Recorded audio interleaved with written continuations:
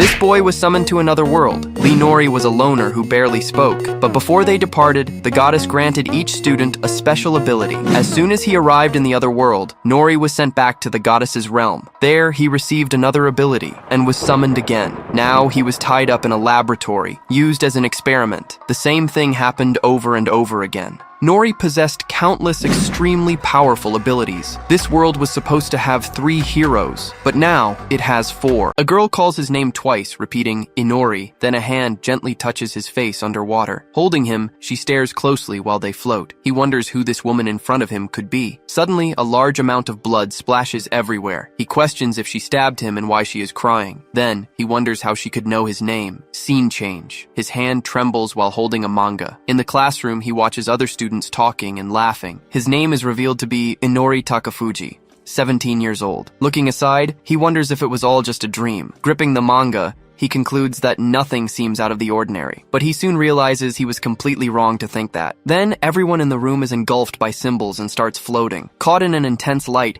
he screams desperately as he's transported. Now elsewhere, he stands up confused, asking what happened. Looking at the sky, they see a massive light and understand nothing. He then realizes that the classroom has simply vanished completely. Scattered around, the others shout in confusion, wanting to know where they are. One of his classmates yells, asking what kind of weird place this is. Just then, a woman appears floating and asks everyone to calm down. She introduces herself to the group, claiming to actually be a goddess. Shocked, the students repeat the word goddess, disbelieving what they hear. She explains that they are all being summoned to another world. Continuing the explanation, she says they will be heroes meant to defeat the demon king. Some of them seem pretty excited by the idea of being heroes. The goddess then reveals that their souls will be sent to the kingdom of Hyen. She finishes by saying, "It is a nation of swords and sorcery." Clenching his hand, he realizes this is just like the stories he's read. Extending her hand, the goddess announces she will give them a final gift. She touches the head of each student to grant the boon. Upon touching him, she says that now everyone has a power. Wishing them luck, she finally sends them to the kingdom. Opening his eyes, he finds himself in a completely different place. Now, in the throne room, a woman announces that she managed to summon the heroes. Celebrating their arrival,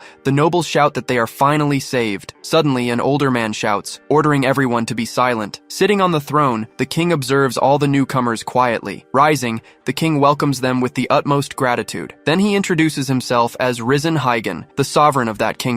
To everyone's surprise, he kneels and begs for their help. He then formally requests that they defeat the demon king. Silently, Inori just observes the grandiose reception they are receiving. Desperate, one of the classmates asks His Majesty to please stand up. Next, a classmate asks if there is any way to return to their own world. At this, a woman steps forward and says she can answer that question. Introducing herself as Fana, the saint, she confirms that there is indeed a way. She explains that in 1 month, the full moon will allow the journey back. Therefore, anyone who doesn't want to fight can wait in the palace and leave. He finds it strange, remarking that it seems like they are just tourists. One of the girls asks if a month here would be a month in their world. Fana denies it, explaining that the summoning doesn't affect time in their world. Suspicious, he wonders what the catch is because it sounds too good. Then she asks if anyone wishes to return, saying she won't stop them. But immediately after, she asks everyone to reconsider their decision. With clasped hands, she begs them to save the kingdom from the Lord of Darkness. He realizes this is the moment for the hero with main character energy to step up. Observing his classmates, he concludes there is no one like that in his class. Apologizing, the class representative asks for time for them to think. Hearing the request, the king remains silent for a brief moment. Inori thinks his classmates are being cautious, and he agrees. Agreeing, the king gives them a month to decide what to do. Then, one of the students excitedly asks if he heard the word banquet. He didn't expect to taste otherworldly foods so quickly. Already seated at the table, he says he is curious about the fantasy ingredients. Suddenly, he notices the floor has the same circle from the classroom. Standing in the circle, he wonders if they are using magic to move them. He also wonders if this is how they gather ingredients around the world. One of his classmates turns and calls out to him, getting his attention. Then the classmate asks why he is the only one left behind. Being left alone, he is completely surprised by what happened. Returning to the empty place, he wonders if he's having deja vu. A voice welcomes him, saying that this is the Rift of Souls. Right after, the goddess he saw before reappears looking a bit confused. Seeing the goddess, he greets her again very casually. She asks if he wasn't just there a few minutes ago,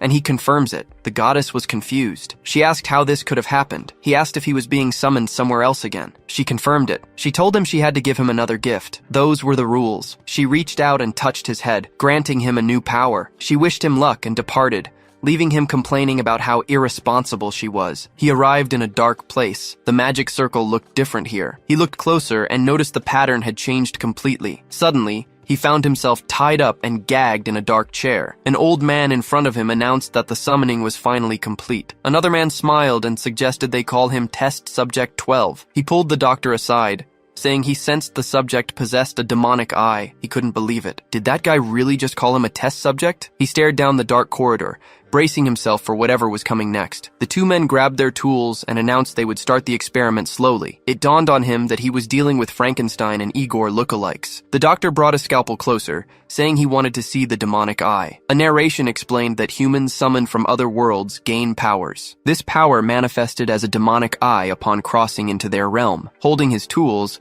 the doctor said their job was to prove that theory. He realized then that the demonic eye was the gift he had received. The doctor showed him a symbol on his hand and tried to hypnotize him into sleeping. A magic circle rushed toward his face. The doctor was shocked when the hypnosis failed. He wondered if that was really an advanced version of the spell. The assistant screamed desperately, drawing the doctor's attention back to the test subject. It was revealed that he had two distinct eyes, one for normal vision and one for magic circles. The doctor screamed, completely shocked and disbelieving what he was seeing. The assistant was thrilled, claiming they had struck a gold mine. They decided to proceed anyway and moved in to start the experiment without hypnosis. Realizing they were about to cut him open, he yelled that this was torture, not an experiment. He struggled in the chair, knowing he had to use his eyes to escape. He used his power, and a magic circle formed beneath his chair. The sudden bright light paralyzed the two scientists. They couldn't react. As the light engulfed him, he remarked that the timing was perfect. He returned to the rift and faced the goddess again,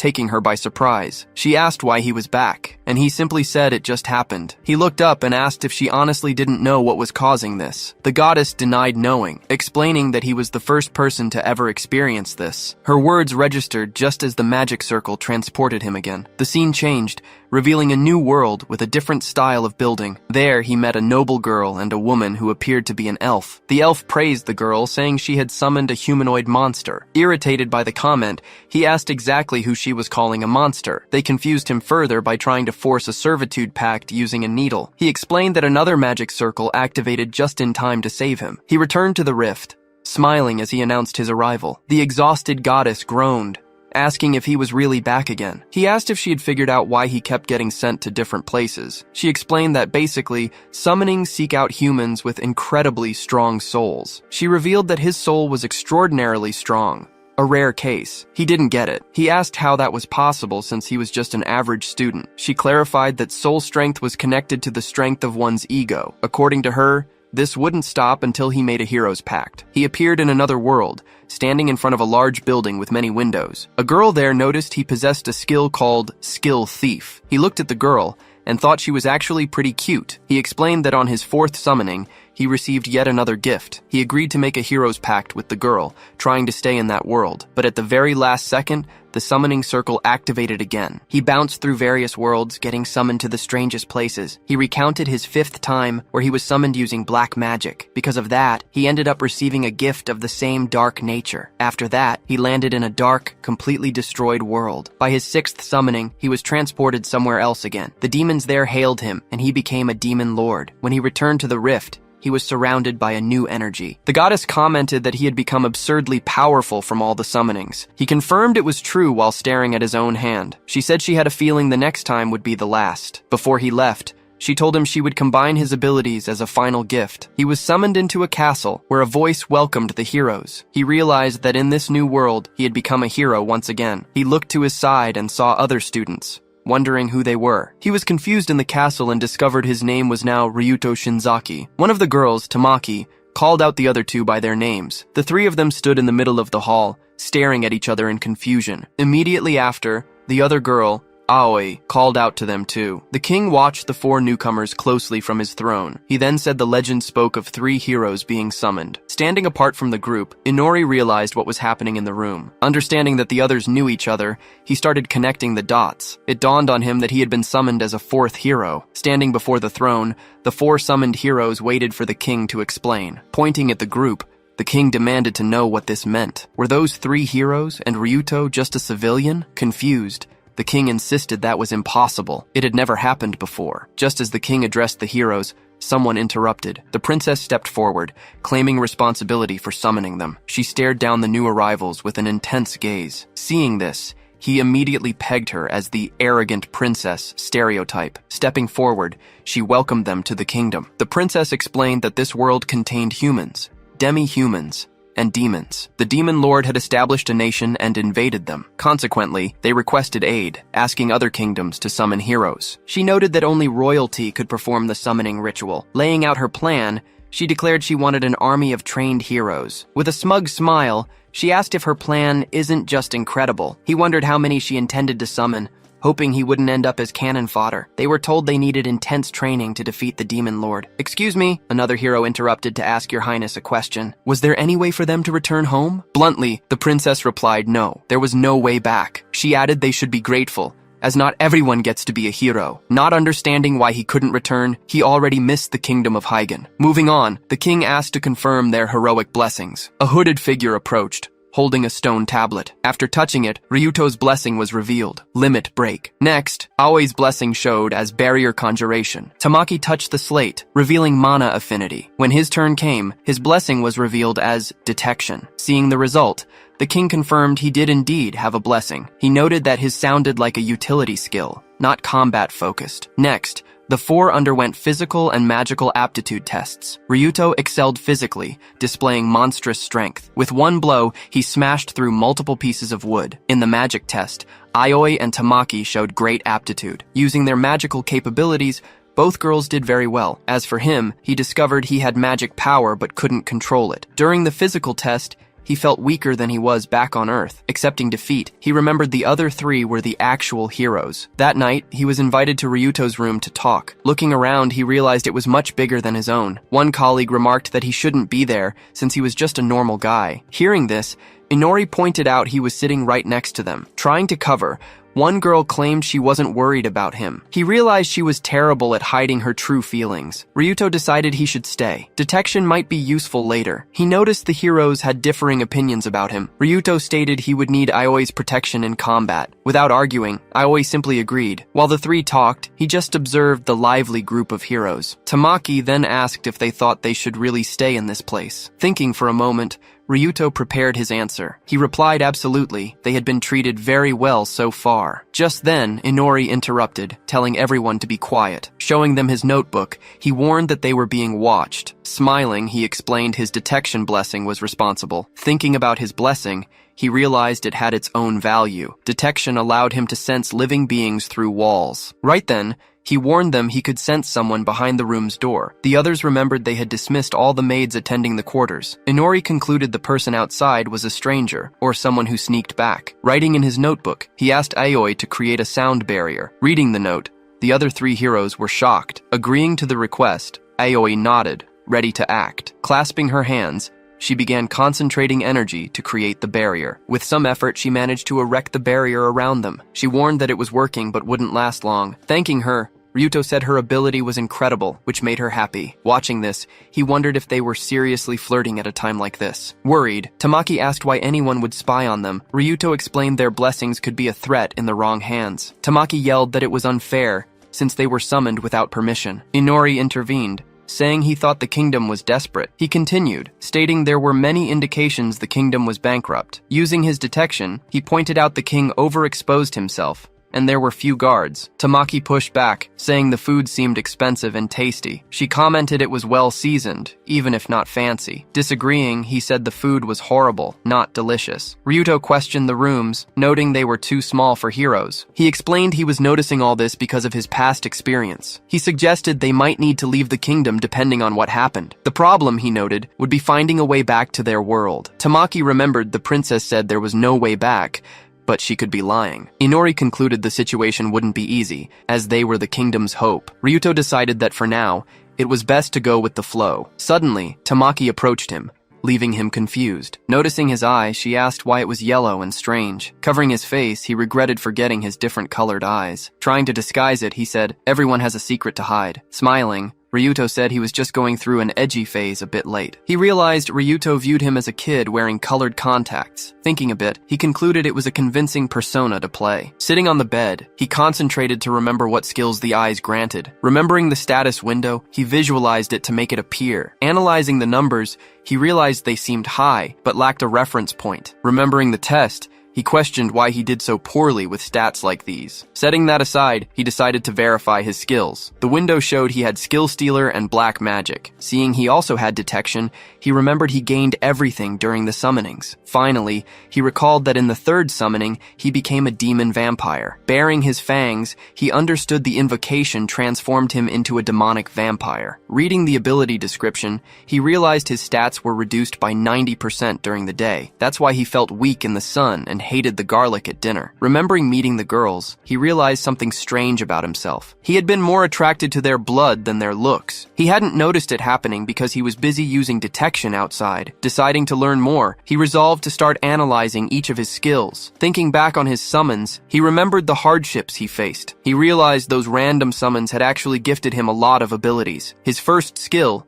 Detection, let him sense nearby creatures. To test another one, he grabbed a lit candlestick. He discovered a skill that used mana to craft weapons from any material. Focusing his energy, he saw it was called Create Weapon. He used it for the first time and managed to make a small knife. Next, he checked his physical skills, like his Demon Eye of Vision. The description explained it specialized in all things visual, but he had no clue how his Demon Eye of Magic Circles worked. It said the skill moved a viewed magic circle into his pupil. He didn't really get it, so he decided to revisit it after learning this world's magic. Looking at the list, he noticed many skills he still didn't know, but the description for Blood Drain was dead simple. It let him turn victims into ghouls or even vampire servants. Extending his arm, he realized he could turn the dead into familiars using his blood. Reading on, he found he could gain memories and skills by draining victims. Besides creating servants, he could steal their abilities and memories. Lying in bed, he understood he could only do all this at night. First things first,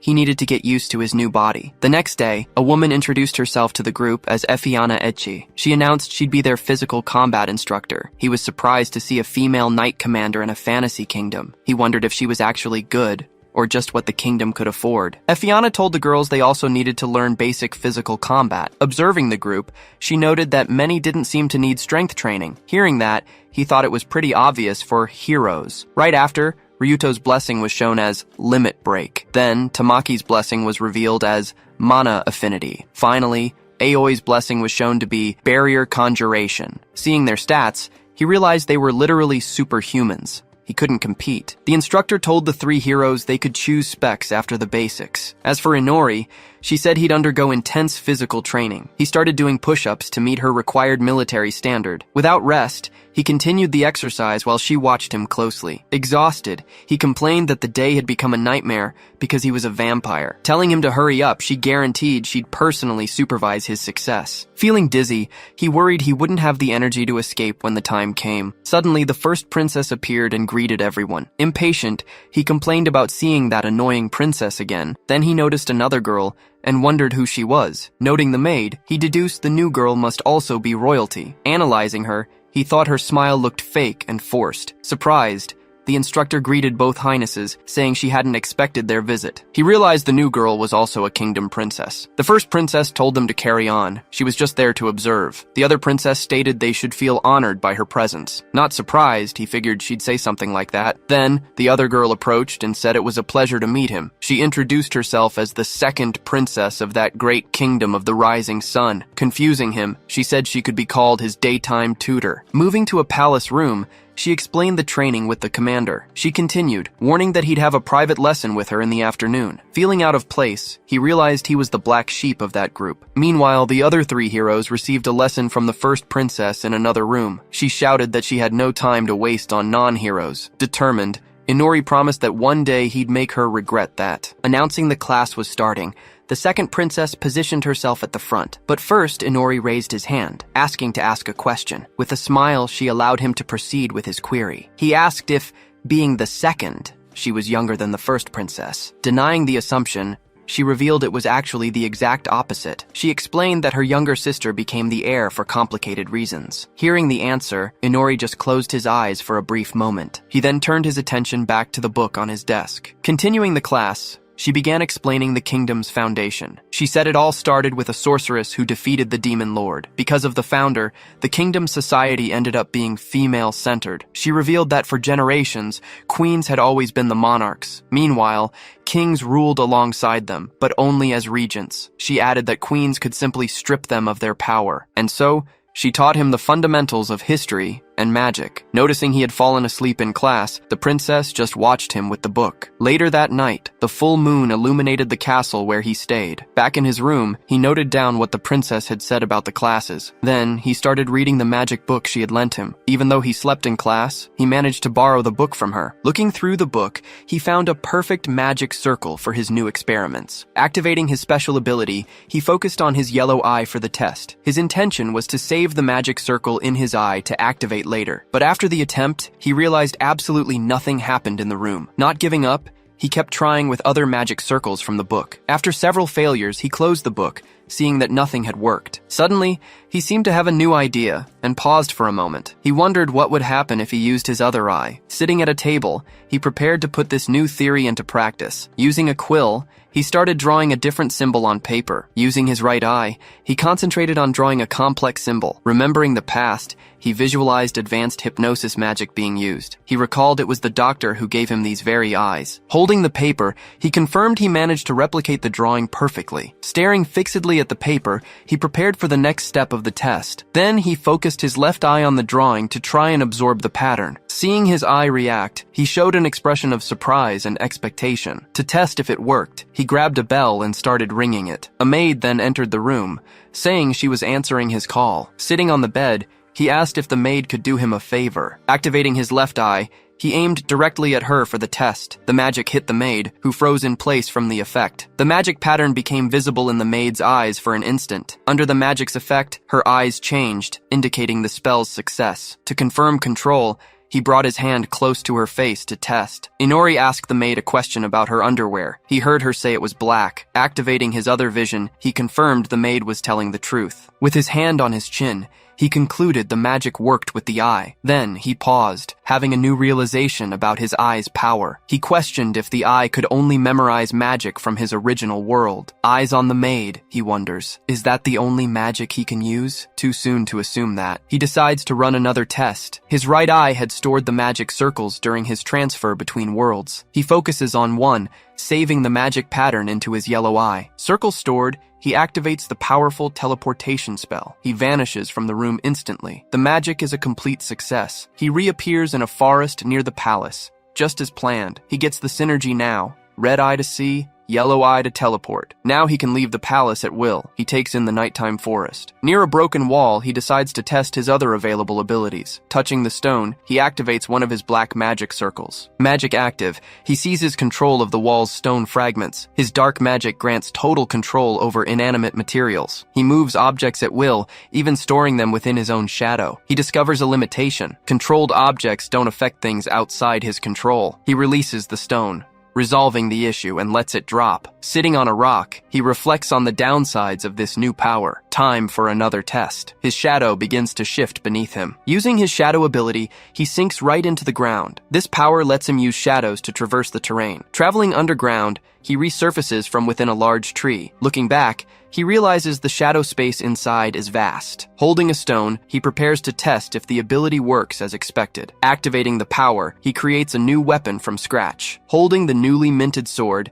he decides that's enough for now. Sword in hand, he closes his eyes in total concentration. Recalling the past, the scene shifts to his training in the castle courtyard. During training, his eye had captured every move the Knight Commander made. Back in the forest, he prepares to replicate every movement he saw. Wielding the sword, he executes the memorized strikes with total perfection. He practices intensely, repeating the copied movements as many times as possible. Exhausted, leaning on his sword, he feels something finally shift. Suddenly, a system window appears with a notification. The message confirms he finally obtained level 1 swordsmanship. His theory proven, he prepares for the next step, leveling up. Just then, a noise from the forest grabs his full attention. An enormous monster suddenly bursts through the trees. Surprised, he wonders what kind of monster it is. Using his ability, he identifies it as a bird and sees its stats are incredibly high. Then he realizes this creature's feathers are used in his mattress. Hidden in a bush, he wonders how anyone hunts monsters this strong. Scanning for weaker targets, he spots other creatures in the dark woods, but analyzing their stats,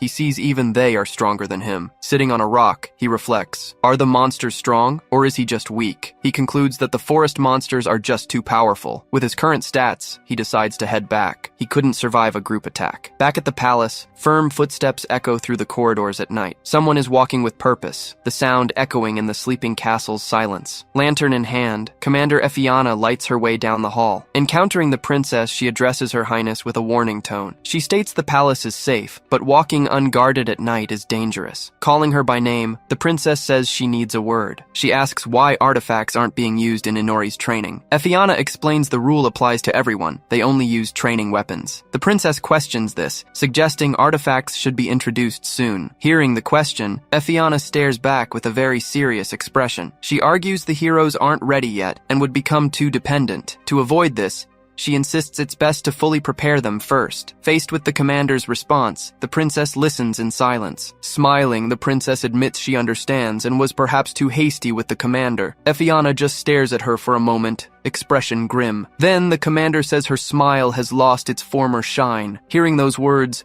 the princess turns away in silence. Turning her back, she replies she hadn't noticed that change in herself. But before she leaves, Efiana asks for her opinion on the first princess. Looking at a painting, she describes her sister as talented and worthy of the crown. Efiana asks if she truly believes that, and the princess questions the implication. Efiana warns that while safe, the palace is full of spies. The princess retorts, warning that the kingdom doesn't forgive those who speak against the heir. With a slight bow, the commander just silently observes the princess. She notes the concern, but asks the princess not to worry. A few days later, Inori watched the other heroes training in the courtyard. Ryuto always seemed comfortable holding a sword. He advances and strikes, following the swordsman's path. Meanwhile, Tamaki spent her time learning to use a staff, but she used it as a blunt weapon, not for casting magic. Showing interest in archery, Aoi focused on bow training. An exception, she could conjure barriers for protection while aiming. Inori just watched his colleague's progress. Analyzing the situation, he saw Ryuto as the melee specialist. Tamaki was the long-range attacker, also good at destruction. With Aoi as the agile shooter, he concluded the group was well-balanced. Meanwhile, his own combat training had started just 3 days prior. During training, he continued learning precision dagger throwing. His training also included stealth movement and disarming traps. He realizes they were trying to turn him into the group's scout. Later that night, he teleports back to the dark forest. Standing there, he understands the significance of this training trend. He realizes he'll have to level up his unique abilities alone, in his free time. Throwing the dagger into the air, he controls its movement with magic. Practicing remote control, he makes the weapon hit several targets in sequence. After concentrating, he finally releases full control over the dagger. At his command, the dagger surges forward and embeds itself deep in a tree. Looking at the result, he reflects that he can't use or learn new skills. He wonders if the curse will disappear when he levels up. Focused on leveling, he uses magic to enter a tree's shadow. Suddenly, the heavy footsteps of a giant creature echo through the forest. Nearby, that same bird monster is feeding quietly under the moonlight. The creature stops for a moment, observing its surroundings on high alert. Emerging from the tree's shadow,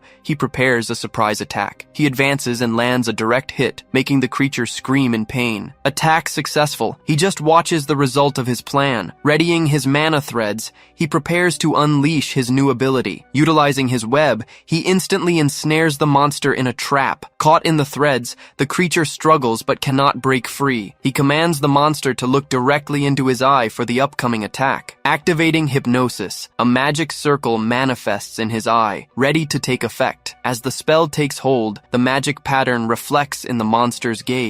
Seeing his plan succeed, he smiles with satisfaction. Approaching the trapped beast, he prepares to finish his combo attack. Without hesitation, he steps forward and delivers a final blow to the immobilized creature. Holding the creature, he knows his magic cannot control living beings, but now that it's dead, he can finally control it with his ability. Then, he pulls the creature's body into his own shadow. He stores the freshly defeated monster's body inside. With that done, he confirms the experiment was a total success. Now, within his shadow, he can consume the monster without worrying about prying eyes. Seeing a chance to raise his stats, he prepares for the next phase. His ability allows him to level up by draining the life of creatures. Emerging from the shadows, he returns to the forest to continue his nightly hunt. Hidden behind a tree, he observes another creature sleeping nearby. Determined to hunt to his limit, he readies himself to attack the next target. Afterward, he planned to use teleportation to head straight back to his room. Once back, he could finally rest in his palace bed. This became his secret. Exhausting nightly routine. The next morning, the maid Nala wakes him up with a smile on her face. As he says good morning, he recalls the rule he set for using hypnosis. Yet, over the past few weeks, he had hypnotized her to learn more about the kingdom. That's how he discovered the queen had been unable to conceive a child for a long time. This was a major issue. The kingdom's succession depended on a female heir. To make matters worse, many royal family members died young due to illness. Fearing the end of their lineage, the kingdom accepted a noblewoman as a concubine. She was chosen to bear the king's child. That child was named Princess Aliyah. Her name meant direct successor to the crown. Growing up as a beloved princess, Aliyah had the full support of the people. But that very same year, the queen finally managed to give birth to a daughter. Naming the new princess Amanda, the kingdom rejoiced. Her name meant the beloved, and she soon demonstrated her power. The queen looked upon her daughter with a huge smile. Deeply loved, Amanda inherited magic power directly from her mother. Meanwhile, Aliyah was removed from her royal succession classes. Upon turning 7, Amanda was officially prepared for succession. She became the first princess, the legitimate heir to the throne. The entire kingdom celebrated the grand announcement. From afar, Aliyah watched the celebrations for her younger sister. On that day, Aliyah's name finally lost all its meaning. Forgotten by the people and abandoned, she was cast aside by everyone. Aliyah was forced to live a life of total solitude within the castle. Seeing her situation, Inori thought she was just like him, bearing no expectations. Suddenly, the princess calls out to him, telling him to finally wake up from his nap. She lectures that knowledge is power, and sleeping won't help him learn. The princess then mentions she heard about his physical combat training. She comments that he seems proficient in what he's being taught, but Inori replies that he can't use most of this world's magic. He calls himself a rare case, since even commoners use magic. The princess retorts that the commander is a very busy woman. She adds that Efiana wouldn't waste her time if she didn't see potential in him. Firmly, the princess declares her belief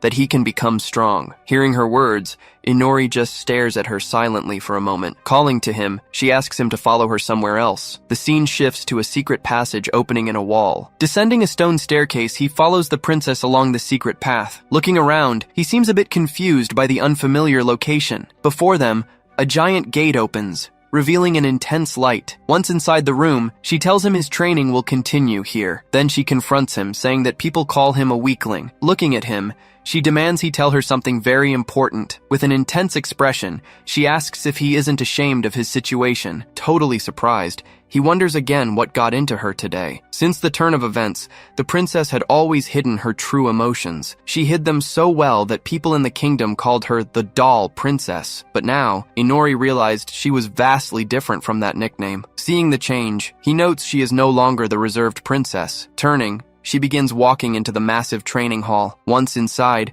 he observes her standing in the center of the immense space. She warns him that at this rate he will be exiled from the castle. Showing surprise, he doesn't understand what she means. She reveals that the queen stated she has no obligation to raise failures. Rebutting the accusation, he claims his detection ability is useful. She agrees, but insists he doesn't apply himself like the others. She warns that he needs to take his destiny seriously and do his best. Hearing her advice, he stares at her silently for a moment. She recalled seeing him in class, always sleeping at his desk, uninterested, but in truth, he was training hard every night, far from her sight. Hearing her lecture, Inori responds that he is trying his best. He explains that he is not talented like the others or intelligent like her. With a somber expression, the princess seems to hate his answer. He tries checking the door, but she informs him no one can hear them from outside. He asks how to open the door, but she doesn't reply. The princess just stares at him with an incredibly serious, intense gaze. Suddenly, she speeds toward him,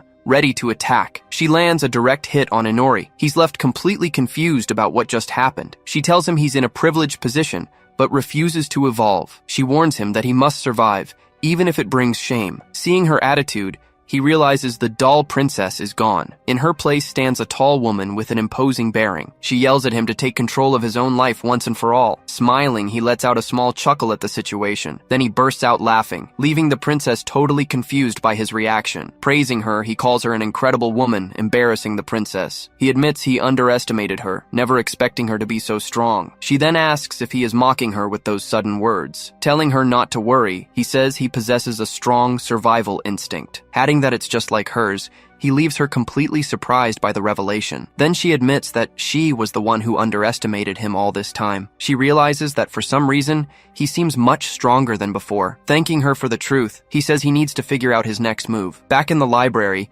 he knew he couldn't get expelled if he wanted to keep gathering information. Moving to the training fields, he continues practicing with his training dagger. His plan was to show them his strength, avoiding exile from the castle, but he was informed there wouldn't be any dungeon training for a while. A knight shouts, announcing that today's training session is over. Decided to act, he resolves to have a talk with Commander Iche. Approaching her, he asks for a private word. Once in her office, she warns that granting his request would be very difficult. He asks if she also thinks his ability is useless. He tries to justify himself, but she interrupts, saying that's not it. In fact, she reveals she doesn't consider his ability useless at all. She then extends an unexpected invitation for him to join the knights. Faced with the proposal, he's completely speechless, just staring at the commander. She explains that his ability would be highly useful in various future situations. However, she warns that his words lack the power to convince anyone. She suggests he work for the kingdom as a soldier instead. That way, he would give the kingdom a good reason not to exile him. Analyzing the proposal,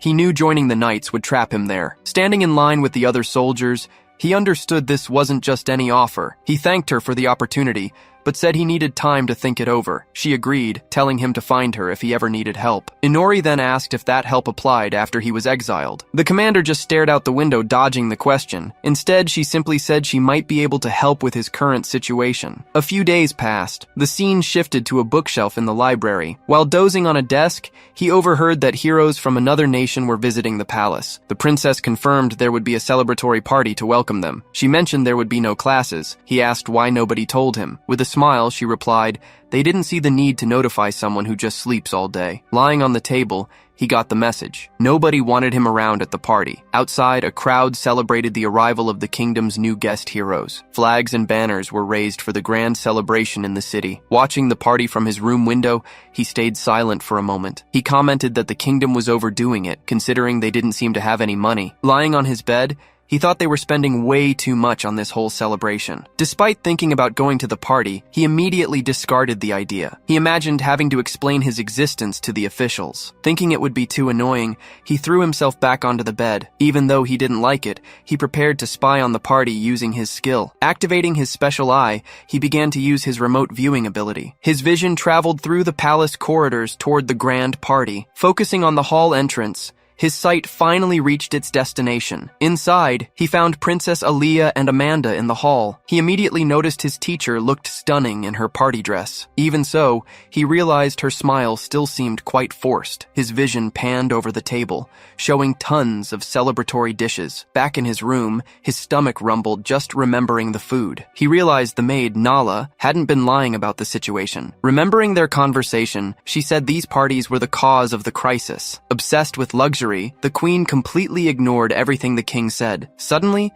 something at the party caught his attention, making him look closer. Seeing a group of people, he deduced they were the heroes from the neighboring nation. Observing the first girl, he noted they had also come in a trio. The second one seemed introverted. He thought they'd get along. Smiling, he found the third member of the group quite unique. Seeing his hair, he wondered if the guy was also Japanese. Using his skill, he identified the hero's name, thinking it sounded pretty heroic. Noticing the scene, he decided to use his ability to lip-read them. Suddenly, the hero shouted, demanding they bring Inori Takafuji to him. Glaring angrily, the guy yelled that he was challenging him to a duel. Back in the hall, the princess announced that Mr. Inori had finally arrived. The other heroes watched his arrival with surprise. Now on site, he confirmed he'd been called right after the party ended. Repeating the challenge, the hero pointed at him and declared a duel. Watching the situation, the princess just stood silently between the two of them. From afar, the other heroes just observed the scene, understanding nothing. The neighboring hero group also watched the scene in total silence. Not understanding the reason, he asked why a duel, of all things. The hero shouted that it was to prove he wasn't worthy. Confused, Inori asked about the goddess, but the guy screamed at him. He said he knew Inori had been summoned and had met her. Inori remembered when he first met the goddess during the summoning. The image of the goddess floating in front of him became clear in his memory, but Inori didn't understand what that had to do with the situation. Embarrassed, the hero revealed he had confessed to the goddess they met. Remembering the request, he clenched his fist tightly, recalling her words. He shouted that the goddess said she would think about it if he defeated Inori. Grabbing his collar, Inori finally understood what the goddess was planning. He realized she was waiting for him to solve this problem for her. Irritated by the situation, he swore he'd make her pay next time. At that, the other heroes asked what this white space they mentioned was. The other group also asked about the goddess, understanding none of the backstory. Seeing the confusion, he realized they had been summoned in different ways. For now, he decided to pretend he didn't know anything about it either. So, he said he didn't know what it was about, but he accepted the duel. Seeing that he accepted, the hero celebrated, showing he was very excited about the fight. Before starting, Inori said they needed to decide the format of the duel. He explained that he didn't have a superhuman body or a combat blessing. Hearing the explanation, the other heroes seemed to agree with his logic. Inori then said it would be shameful to take advantage of someone at a disadvantage. Indignant, the hero yelled that he would prove it by accepting any challenge Inori proposed. Seeing the provocation worked, all the other heroes were totally shocked by the scene. With a smile, Inori proposed the duel take place in a dungeon near the palace. He then suggested that the first one to defeat the first-floor boss would win. Crossing his arms, the hero said it was a deal, and accepted the proposal immediately. Worried, Ryuto whispered that Inori's ability wouldn't help against a boss, but calmly, Inori replied not to worry because he had a plan. Deciding to duel the next day, the hero waved goodbye. The next day, the queen waited on her throne for the duel's result. After the duel, Inori was kneeling in the throne room in front of the queen. Demanding an explanation, she said he was pulverized even after changing the rules of the duel. During the duel, Masayoshi advanced with incredible swordsmanship, defeating all the monsters. Reaching the end, he finally found the great boss of that first dungeon floor. Standing no chance, the boss was completely dominated by the hero's strength. Sword in hand, he posed victoriously next to the monster he defeated. On the other hand, Inori used his detection ability to map the dungeon. He sneaked past enemies, traps, and even the boss itself. Objectively, he recognized that the duel ended in his crushing defeat. The queen then said she had already ignored his flaws and laziness, all because the commander firmly believed in the potential he had. Declaring her decision, she said she could never forgive his performance. Beside the throne, Princess Aaliyah heard everything in complete silence. Shouting his name, the queen finally banished him from the kingdom forever. But hearing the sentence, he just gave a slight smirk. Taken aback by his answer, the queen didn't understand what he was getting at. Inori then asked how, exactly, his defeat had harmed the kingdom. Angrily, she replied that he had lost a duel, and it was obvious. Masayoshi then addressed the queen, interrupting their argument. Inori admitted he lost the race, but insisted that wasn't the most important part. He revealed that the duel's wager held great value for everyone. Seeing his confident expression, the queen still didn't grasp what he was insinuating. Then he revealed the battle was meant to decide a lady's suitor. Furthermore, a promise had been made to keep the duel a complete secret. Finally, he stated he wasn't a hero, just an ordinary person. With neither power nor influence, he couldn't possibly dishonor the kingdom with his defeat. He finished by saying the duel was just a silly game between them. While in the dungeon, he had taken the opportunity to explore every corner of the place. Just then, knights entered the hall, carrying something for the queen to see. Watching the knights approach, the queen was confused by the scene. Wearing a confident smile, he knew that with this, everything would work out. He revealed that he had secured a small prize. Then, the knights tipped the sacks, spilling a mountain of gold coins. Faced with the scene, the queen and princess were completely shocked by the wealth. Inori explained that these were the treasures from the dungeon's first floor. Picking up one of the coins, the queen examined it with a smile on her face. With a smug look, he revealed he used his skill to find it all. He ended by saying he only used the duel to prove his worth. Hearing the entire explanation, Princess Aaliyah was left completely shocked and speechless. After everything, the hero left happily, and the case was closed. Later that night, the sky was dark, and birds flew overhead. Back in the forest, he ate another monster, happy to have more time. Emerging from the shadows, he prepared to continue his nightly hunt through the forest. Even so, He was getting tired of always eating the same monster. Suddenly, something different caught his attention, making him stop for a moment. Walking through the forest, he complained that his sense of direction was all messed up. He explained it was confusing since there were only trees on all sides. At that moment, he had the idea to try using one of his other abilities. Activating his true sight, he finally prepared to discover what it was. Seeing the result, he confirmed with a smile that he had finally found what he was looking for. He understood the reason, since detection was a skill of that world. But his demonic eye, on the other hand, was a skill from another world. Observing some wolves, he wondered if stronger monsters existed further inside. Decided to investigate, he knew he could use teleportation to retreat if needed. Inside the place, a pack of shadow wolves suddenly appeared in his path. One of the wolves stared at him with bared teeth, ready to attack. Taking a step forward, he walked calmly into the area. With a serious expression, he faced the wolf pack in front of him. Without hesitation, the wolves sped towards him in an attack. Seeing the pack attack, he prepared for battle against the wolves. Concentrating his magic, he readied his web ability to trap the enemies. Releasing the web, he managed to trap all the wolves at once. With the battle over, the wind blew strongly under the moonlight. Even with a few injuries, he managed to handle the entire pack of wolves. Observing the trapped wolves, he prepared for the next step of his hunt. Stepping into the shadows, he prepared to finally consume the new prey he had captured. After feeding, he continued his exploration of the forest through the night. Watching the mountain's reflection, he walked along the edge of a lake. Stopped for a moment, he observed the night landscape with a calm expression. Under the full moon, the forest stretched out by a large lake nearby. Seeing a giant tree, he felt that a boss might appear at any moment. With a smile, he said this wasn't a video game that had bosses. But suddenly, a giant, ferocious wolf emerged from behind the tree. Advancing with speed, the creature struck him with a powerful, precise bite. From the impact of the attack,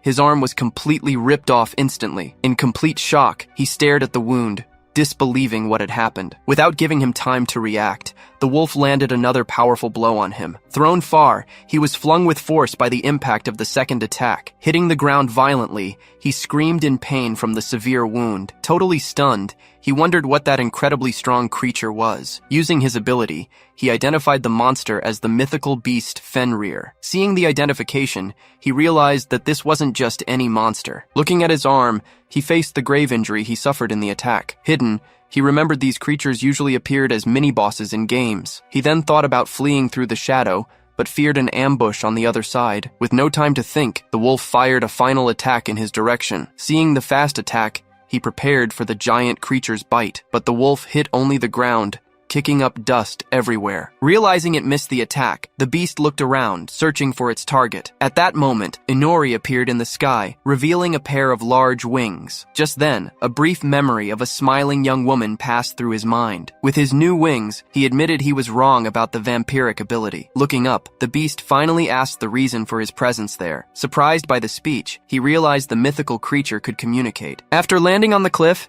he replied that he was just lost in the forest. Angrily, the beast shouted that he had broken the illusion spell to enter. He then replied he was just curious about what the spell was protecting. Accusing him of trespassing, the beast warned that he wouldn't leave that domain alive. Faced with the threat, he just listened to the beast's words in total silence. He then said that the more it spoke, the more important the place seemed. Inori finds it amusing. He listens as the beast says it will grant him knowledge. The beast reveals they formed a pact with a witch in these lands. Confused, he asks which witch the creature is talking about. It continues, explaining they protected this place as promised. During that time, they wiped out every monster that tried to invade. It finishes by saying they also eliminated every intruder like him who showed up. With a growl, the beast threatens to destroy his other arm if he resists. Seeing his regenerated arm, he realizes the vampiric power is quite strong. Noticing the regeneration, the beast says it now has one more reason to attack. Charging with fury, the beast lunges at him with full force. Seeing the attack,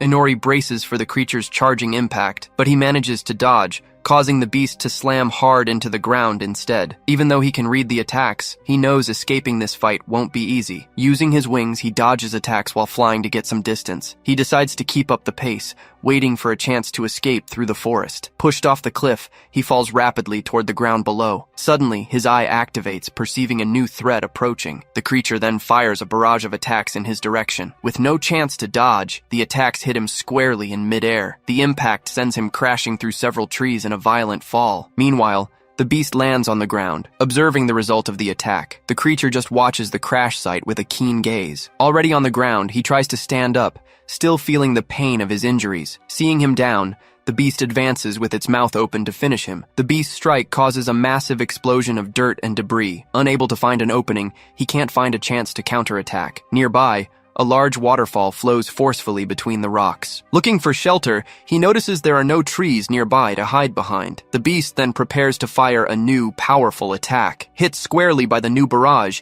he screams in pain on the ground. Approaching the fallen body, the beast stares at him with its teeth bared. Seeing the body on the ground, the beast gives a victorious and satisfied grin. With a roar, the beast advances with its open mouth for the final attack. But with a smirk, he touches the ground, activating a new ability. Suddenly, wooden stakes emerge from the ground, advancing at high speed. The stakes rise up, creating a protective barrier around him. Seeing the unexpected attack, the beast dodges at the last second, escaping the stakes. Surprised by the trap, the beast wonders what those stakes were. Protected, he's happy he kept the stakes stored in his shadow dimension. Even though he's safe, he knows the battle isn't over yet and remains alert. With a growl, the beast glares at him, ready to continue the fight. Facing the giant creature, he stands motionless on alert in the forest. He wishes he could use his teleport ability to flee, but he explains his demon eye is currently loaded with hypnosis magic. Saying he needs to swap the circle, he tries to change the ability's effect. He decides he needs a little time to make the switch. His hand summons several daggers emerging from a shadow on the ground. Seeing the threat, the giant wolf bares its teeth and prepares to attack. He says he'll try to find an opening to strike his opponent.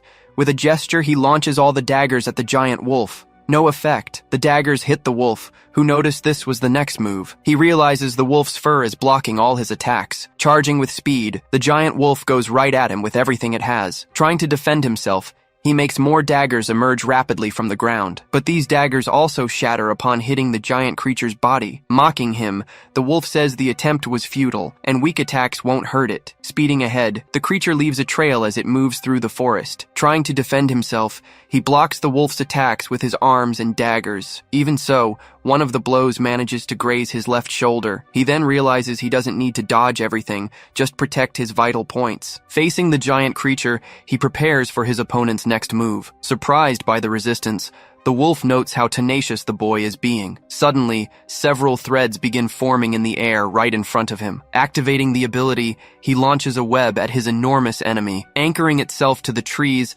the web begins to tighten with incredible force. Taken by surprise, the wolf ends up having its muzzle completely bound by the technique. Tightening even further, the web forces the monster's mouth to open. Seeing the opportunity, he realizes this is the opening he's been waiting for. With immense pressure, the web starts breaking the trees where it was attached, but the threads can't withstand the creature's strength and begin to snap. Breaking free, the wolf shouts that it cannot be wounded by such a fragile net. Seeing the creature break loose, he is shocked by its immense strength. With no other option, he says he'll need to use that other combat method. Dodging attacks, he runs through the forest to gain some distance from the monster. Then he flees from the wolf, preparing for his next move. Hoping it works, he states his risky plan has to succeed. Stomping his foot hard on the ground, he uses the momentum to jump. He climbs the tree rapidly, leaping between the highest branches. Down below, the wolf calls him a fool for retreating into the sky. Then the creature jumps toward him with impressive speed to attack. Shouting, the wolf warns that he has transformed into an easy target mid-air. At that moment,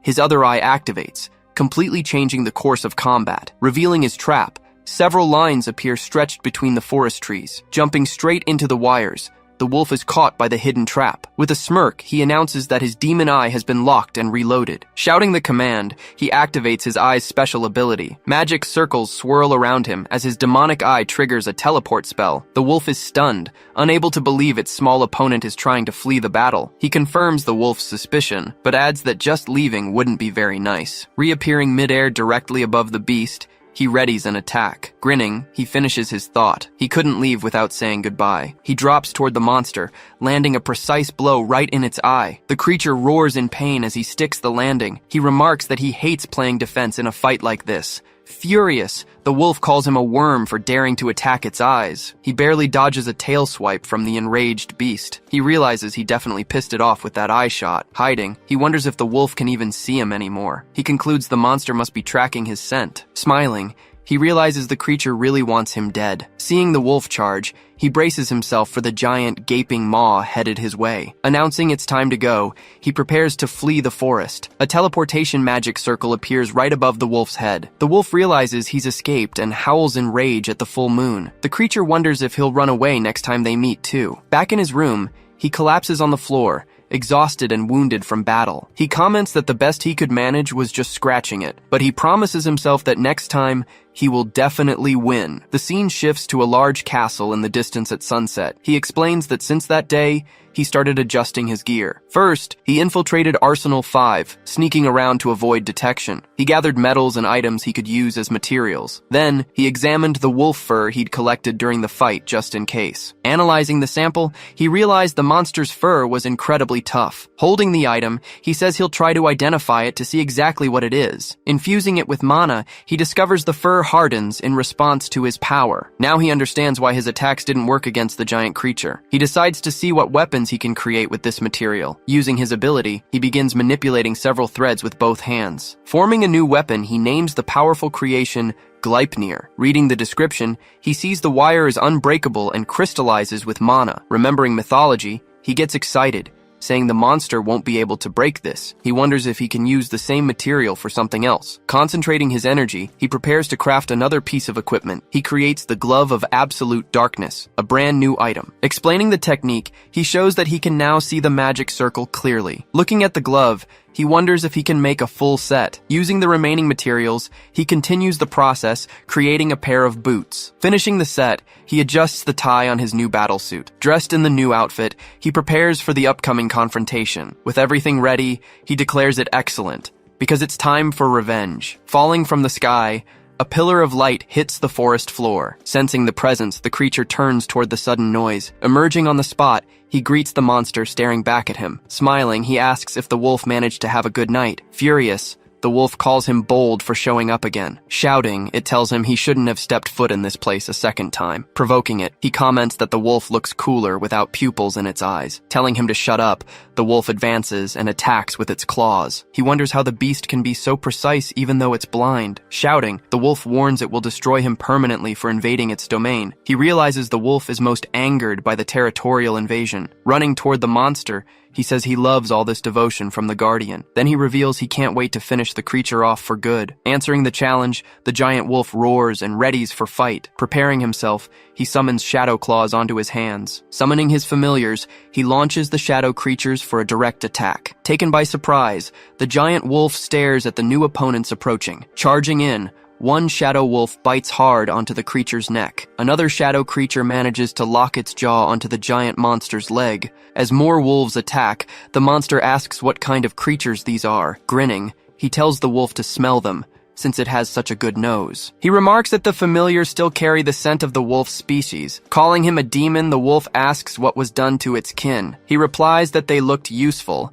so he turned them into his own familiars. With a single blow, the giant wolf throws one of the shadow familiars far away. Surprised, he observes the creature's violent reaction to the truth. The monster attacks him with everything it has, slamming him hard against a tree. Though hit, he says the suit will buy him a little time. He then blocks a strike from the giant wolf using his newly created glove. Holding the monster's mouth, he continues resisting the creature's direct attack. Running through the forest, his shadow familiars begin to spread out. The shadow wolves move at high speed among the trees. Lying on the ground, he catches his breath after that last hit. Shouting, the giant wolf swears it will avenge its entire species. Smiling, he activates his teleport ability again to escape, but the wolf only bites down on a wooden log left behind as bait. Realizing the trap, the creature gets irritated seeing he fled again. The wolf looks up, noticing him floating right there. Stomping its paw on the ground, the monster propels itself with tremendous force. Leaping towards him, the giant wolf tries to hit him with a new attack. He then says he didn't run, claiming it's actually the opposite. Surprised, the wolf realizes it has fallen into a web of wires mid-air. Going through the trap, the creature is struck by numerous taut wires. Up in a tree, one of his shadow familiars was already waiting. The monster wonders how it failed to detect the scent of any of them. Totally trapped, the wolf shouts and asks him what he did. He reveals that he made the wires from its own fur and warns that now there is no escape. Giving the command, he orders the wires of his new trap to shrink rapidly. Activating Gleipnir, he begins to tighten the web with all his might. Being crushed, the giant wolf screams as it's immobilized by the new technique. Resisting the power, the wires pin the monsters back against the ground. Not even the creature's paws can escape the prison of magical wires. With the impact, the wolf is thrown brutally against the forest floor. Trying to break free, the creature bites the wires, but they don't snap. He then explains that the wolf didn't smell the trap because the scent was his own. Continuing the explanation, he says he let the wolf attack him on purpose. All of that was to irritate it and divert its attention from the wires hidden there. Saying he sealed the area, he used teleportation to trap only the wolf. Standing in front of the monster, he observes the defeated creature on the ground. Saying goodbye to the wolf, he prepares to deal the final blow to the creature. With a final gesture, he clenches his fist and finishes his opponent. Meanwhile, his shadow familiars watch everything from among the forest trees. Trapped, the wolf says this is its end, and that the pact will die along with it. Under the starry sky, the full moon illuminates the silent night of the forest. Even victorious, he wipes the blood dripping from his mouth after the fight. Seeing the result, he comments that he gained 5 levels and some new skills. Analyzing the screen, he gets confused reading the list of new acquired techniques. Seeing the new ability, he's surprised by a voice calling him Master. He then asks if the familiars can speak, and they confirm the new ability. At this, he wonders if this is one of the benefits of the newly acquired skill. Asking the reason for the call, the familiar asks him to transform their old master. Surprised, he asks if the request is to transform the wolf into a familiar. They explain that the old master fought to protect those lands and all of them. Asking to be reunited, he accepts the request, and the familiars immediately thank him. He then says he won't lose anything by doing a favor like that. Standing there, he thinks about how exhausted he is after all that battle. Changing the scene, a plentiful table is shown with food and drink for him. At this, one of the friends says he's been thinking about a very important subject. He comments that the first and second princesses don't seem to get along very well. While eating, the female friend says maybe the second princess just pushes her sister away. But the other colleague replies that she's not so sure about that situation. Complaining about the garlic, he says they don't seem to truly hate each other. Then the friend asks for him to investigate this whole situation better himself. Surprised by the request, he asks why it should be him doing that. Saying there's no other way, he suggests others know how to talk to girls better. But the friend explains that he is the closest one to the second princess there. He complains about her arrogance, but the friend guarantees she will allow it. Without understanding the confidence, he asks how the friend can be so certain. With a confident smile on his face, the friend begins to explain the reason. He then reveals the reason is that the first princess is into him. Hearing the revelation, everyone at the table is completely left with nothing to say. Offering a day off, the friend closes the deal with him right then. Knocking on the bedroom door, he wonders if this plan will really work. From inside, the princess announces she was waiting for him and authorizes him to enter. Seeing the unpleasant start, he already thinks he'd prefer to be able to leave that place. With a superior tone, she says she will grant the honor of conversing. She then completes it, saying he should feel very honored by the chance. Analyzing the place, he notes that the room's decoration is quite inconsistent. Amanda asks if he is surprised by her treasures, since he is a commoner. Pointing to an object, he questions if everything was chosen by her preference. Amanda denies it instantly, explaining that everything is gifts, and that he is uncultured. Trying to be quick, he says he wants to talk about the relationship with her sister, but Amanda cuts him off, yelling that this is nonsense and there is no problem at all. At this, he realizes the conversation is going nowhere, like talking to a wall. Denying everything, she says there isn't any problem between the two of them to solve. He then explains they asked him to fix her relationship with her sister. Being surprised, she questions why she would want to do something like that. Questioning the attitude, he asks if she doesn't want things to improve. Turning her back, she calls him a commoner and says this isn't his business. Realizing he's getting nowhere, he decides to use another strategy to convince her. Mentioning the friend, he says Ryuto will be very sad if she refuses. Hearing the name, she gets shocked because it was Ryuto who arranged the meeting. Desperate, she asks him to wait, saying there's no need to be in such a hurry. Holding a brush, she begins to tell that they used to be much closer before. Leaning on the chair, he listens attentively to the story she starts to tell. She then completes the story, saying this was when they were younger. In a memory, the older sister appears combing her hair with affection. She recounts that her sister was brilliant, and it was very fun to play together. Because of that, she ended up following the older sister everywhere. Spying through a crack, she observes the older sister from afar in the hallway. She says that after a while, her sister started pulling away from her. When she turned 7, she received the title of First Princess and the right of succession. Besides that, she discovered the second princess had no blood ties with their mother. Looking at the sky, Amanda remembers the moments that changed everything between them. Amanda explains that since then, their relationship stayed exactly like this. Attentive to every word,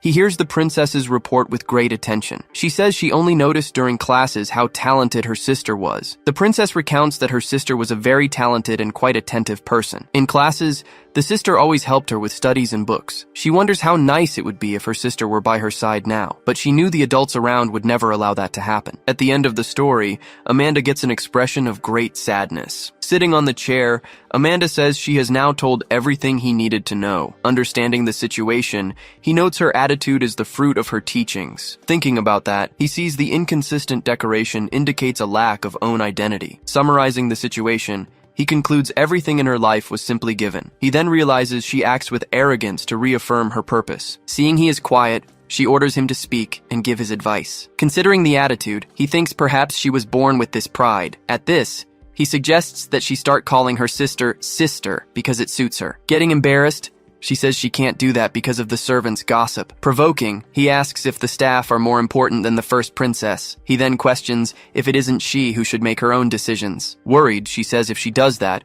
she will burden her sister with her words. Comforting the princess, he says the sister isn't as weak as she thinks. Hearing the advice, she stays silent for a moment, processing his words. Stuttering, she agrees and tells him to consider this a great honor. Leaving the room, he just agrees with disdain while closing the door behind him. Summarizing the conversation, his maid says that was the essence of the story. At this, he calls her, addressing her as Lady Nala to continue. Saying she doesn't like the task, she warns she will tell the story anyway. Seeing her reaction, he notes it is because she is the second princess's maid. Switching to the next day, the sun rises over the grand royal castle. Saying good morning, Maid Nala notifies that she brings a message from Her Highness. Still sleepy, he asks what message she left for him. She then informs that Her Highness is going to hold a special class that very same day. Hearing the message, he says he has a terrible feeling about all this. Down in the city center, the main street was bustling with pedestrians. Inori was being guided through the capital by Aliyah and Nala. Not quite grasping the situation, Inori wondered what sort of outdoor lesson awaited them. She explained that he was there to learn about prices and the general vibe of the city. Concerned, he asked what they planned to buy during the outing. Looking straight ahead, Aliyah began contemplating what she wanted to get. Stopping at a shop, Aliyah mentioned she was thinking of buying an accessory. Watching the scene unfold, he remembered that royalty didn't typically buy goods directly. While choosing the item, the princess seemed flustered, her face slightly flushed. She asked for his opinion, wanting to know which accessory he thought was prettier. Unsure what to say, he replied that both would look great on her. Stammering, she explained that she wouldn't actually be the one wearing the gift. Confused, he couldn't figure out who was receiving the accessory. Whispering, the aide explained they were there to buy a gift for the princess. A flashback showed the princess suggesting a market excursion to buy the present. Grasping the situation, he asked why Her Highness was seeking his opinion. The princess fell silent for a moment, unsure how to respond. She explained that he would know more about her older sister's preferences, but he said he couldn't really tell, and that any gift would do. Worried, the princess asked if her gift wouldn't have any meaning then. Unsure how to answer, he just remained silent for a brief moment. Correcting himself, he said the point was who was giving it, not what it was. He explained that she would like anything, as long as it was chosen by Aliyah. Thinking about it, he really just wanted to go back to the palace and sleep. With a smile, the princess thanked him for the advice he had just given. At the counter, the princess chatted with the saleswoman to finalize her purchase. Nala commented that Aliyah wouldn't have thought of this without his meeting. Holding the gift, the princess smiled, genuinely happy with the situation. Nala said seeing the princess smile again brought her great joy. From the side, he just watched the scene, observing the interaction between the two women. The princess arrived, startling the aide, who denied they were gossiping. The princess then suggested they find a place to eat, offering to pay for lunch. 5 days later, a table laden with food was shown during a party. At the party, he commented that he had received a special invitation to the princess's birthday. Looking around, he noted the luxurious food and powerful guests. Suddenly, all the guests began applauding the arrival of the birthday girl. Seated on the throne, Amanda smiled with her eyes closed as she received the applause. Beside her, the king and queen also clapped, celebrating the special moment. Then, his friend approached the princess to congratulate her personally. Wishing her a happy birthday, he complimented her beauty, saying it was shining even brighter. Thanking him for the compliment, the princess smiled, her face slightly flushed. Observing from afar, he stood in the middle of the party, surrounded by other guests. Finding the scene adorable, he began observing other people at the party. He then noticed a man talking to the kingdom's knight commander. The man was identified as Chancellor Vitre of the Rising Sun Kingdom. Identifying the man as Chancellor, he decided the matter was none of his business. He then started looking for Aaliyah among all the party guests. He found her, seeing she was hiding behind one of the pillars. Not understanding the nervousness, he wondered why she was so hesitant, but seeing her sister with Ryuto, he realized they seemed quite busy. Remembering his day off, he decided he needed to make the mission succeed. Aaliyah then approached and asked how she should enter their conversation. He told her to consider this payback for the kick he took earlier. Saying it was time to fight, he reminded her of combat training. With a shout,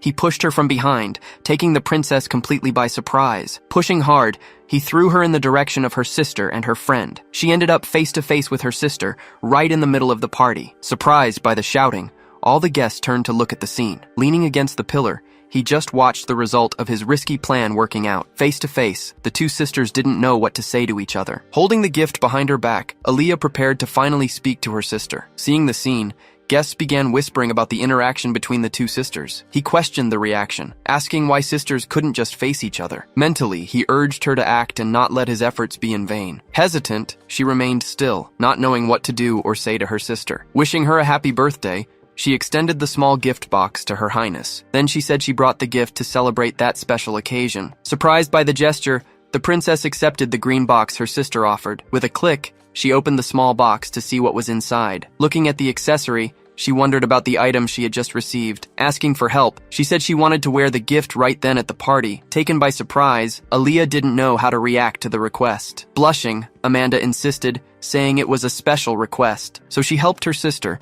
placing the new accessory in the princess's hair. Being placed, the new hair accessory got snagged on one of the locks. Turning to her sister, she asked with a smile how it looked. Complimenting her sister, she said the accessory looked very good and matched perfectly. With a huge smile, the princess was visibly happy with the compliment received. Celebrating greatly, she thanked her sister for the gift and the special moment between them. Seeing the scene, friends and guests applauded the reconciliation of the two sisters. Then the princess said she would also like to receive another very special gift. Blushing, she approached and prepared to make the request. Asking tenderly, she said she wished she could call her sister again. She then asked if perhaps that would be too difficult a request to fulfill. Hearing the request, Aaliyah froze, not knowing what to answer. Thinking back to the past, she remembered when they were closer and happier together. Crying, she said it wasn't a problem and that she was very happy about it. Surprised by the answer, the princess was stunned for a moment, processing everything. Crying out for her sister, she hugged her tightly, showing all her affection. Hugging back, the older sister called her by name, emotional with the moment. Hearing the applause,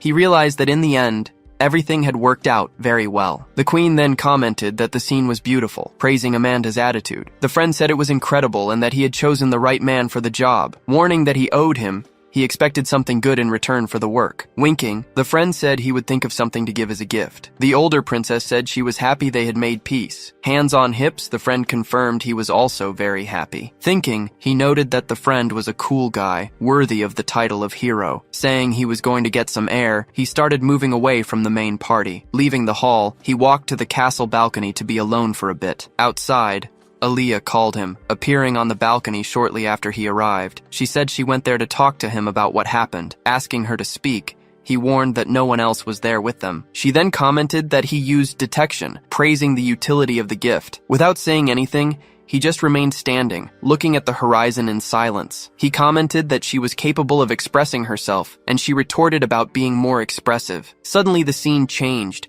showing a bloody sword lying on the palace floor. Reacting to the noise, the party guests went into a complete state of shock. Looking at the horizon, he said that now the kingdom would see her as a person. Suddenly, a loud scream made both of them turn around at the same time. Hearing the scream, the two rush back to the main party hall. He stops her from moving forward, yelling at her not to go there. Shocked, she stares at the scene unfolding right in front of her. Suddenly, a dark mass emerges, completely swallowing the queen's body. In the background, screams of despair echo as people call out for their fallen royalty. Vitre then shouts, ordering all the worms present to be silent. He proclaims that the incompetent queen never cared about the people's poverty. Accusing the royals, He says they wasted the entire kingdom's treasures. He announces that the tyrant and her consort are finally dead. Proclaiming himself, Vitre declares he will be the new king of the realm. Beside him, the knight commander steps into a pool of blood. He finishes by saying he will have Aegiana by his side as the new queen. Surprised, they hide and question the knight commander's involvement. On her knees, the princess cries desperately over the loss of her mother. Swearing vengeance, she vows Vitre will pay for everything with blood. Screaming, the princess releases a wave of power that spreads through the hall. She concentrates her energy, preparing a direct attack against the new king. Seeing the threat, the knight commander prepares to intercept the blow. Charging forward, she steps in front of the attack and strikes the princess with her sword. Hit squarely, the princess screams in pain as she's thrown to the ground. Falling to her knees, she lets out a cry of agony from the deep wound. From the impact, the hair accessory she wore falls to the hall floor. Seeing the scene, her friends shout the princess's name, desperate over the situation. The knight commander orders Ryuto not to interfere and to stand down. Threatening them, she says they will die painfully if they try to fight her. Vitre shouts that they are the descendants and people of the ancestral witch. He says a foolish sorceress who summoned heroes can never be forgiven. Condemning the princess, he declares her crime can only be paid with her life. With the sword pointed at her, the younger sister calls out for the fallen princess. The commander advances to deliver the final blow.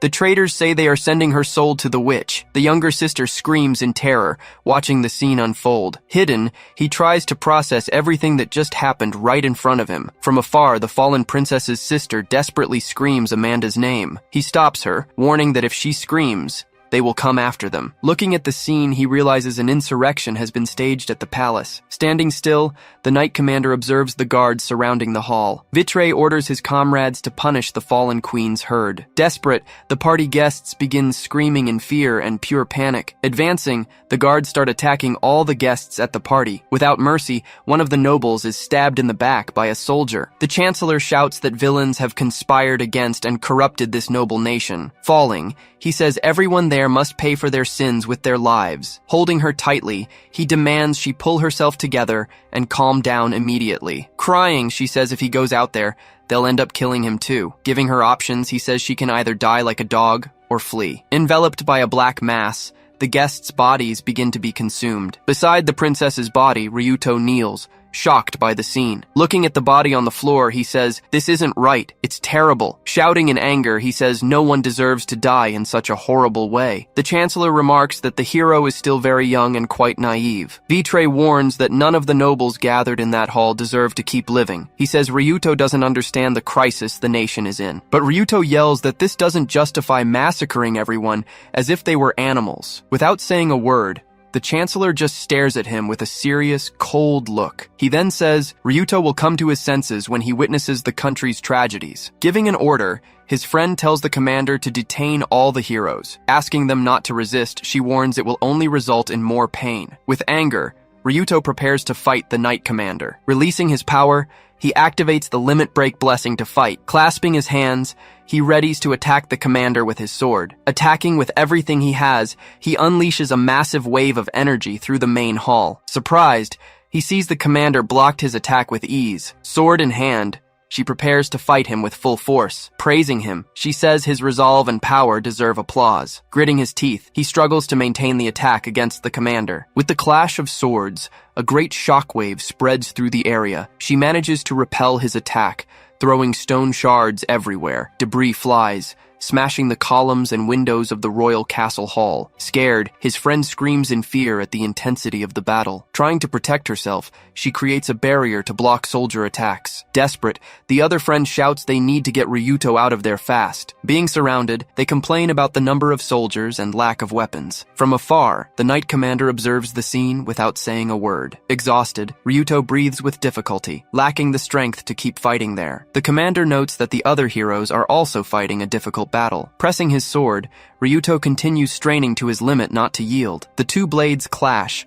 releasing sparks and a strong wave of energy. She asks what he's going to do, since he has no chance of winning. Advising surrender, she warns she will detain them all sooner or later. Crying with sadness, Aaliyah sits on the floor, desolate over the situation. She completes her thought, saying she will do this to later dispose of the second princess. Seeing the scene, he approaches to try and comfort her in that moment of pain. He says they need to move if they don't want to die and dig their own graves. Clutching the fabric of her dress, she remains motionless, paralyzed by despair and fear. Questioning her attitude, he asks if she is going to give up on everything once again. In a memory, she sees herself walking hand in hand with her older sister. Their hands separate, and she remembers the distance that grew between them. Calling out for her sister, she recalls the moments she lost because of pride. Screaming, she vows she will never give up and will live for herself and for Amanda. Shouting furiously, she says no one will decide where and when she dies. Hearing her declaration, he stares at her for a moment in total silence. With a smile, he offers to accompany her on this journey she has chosen. Correcting how he addresses her, he calls her by her first name, saying only Aaliyah. Shattering the barrier,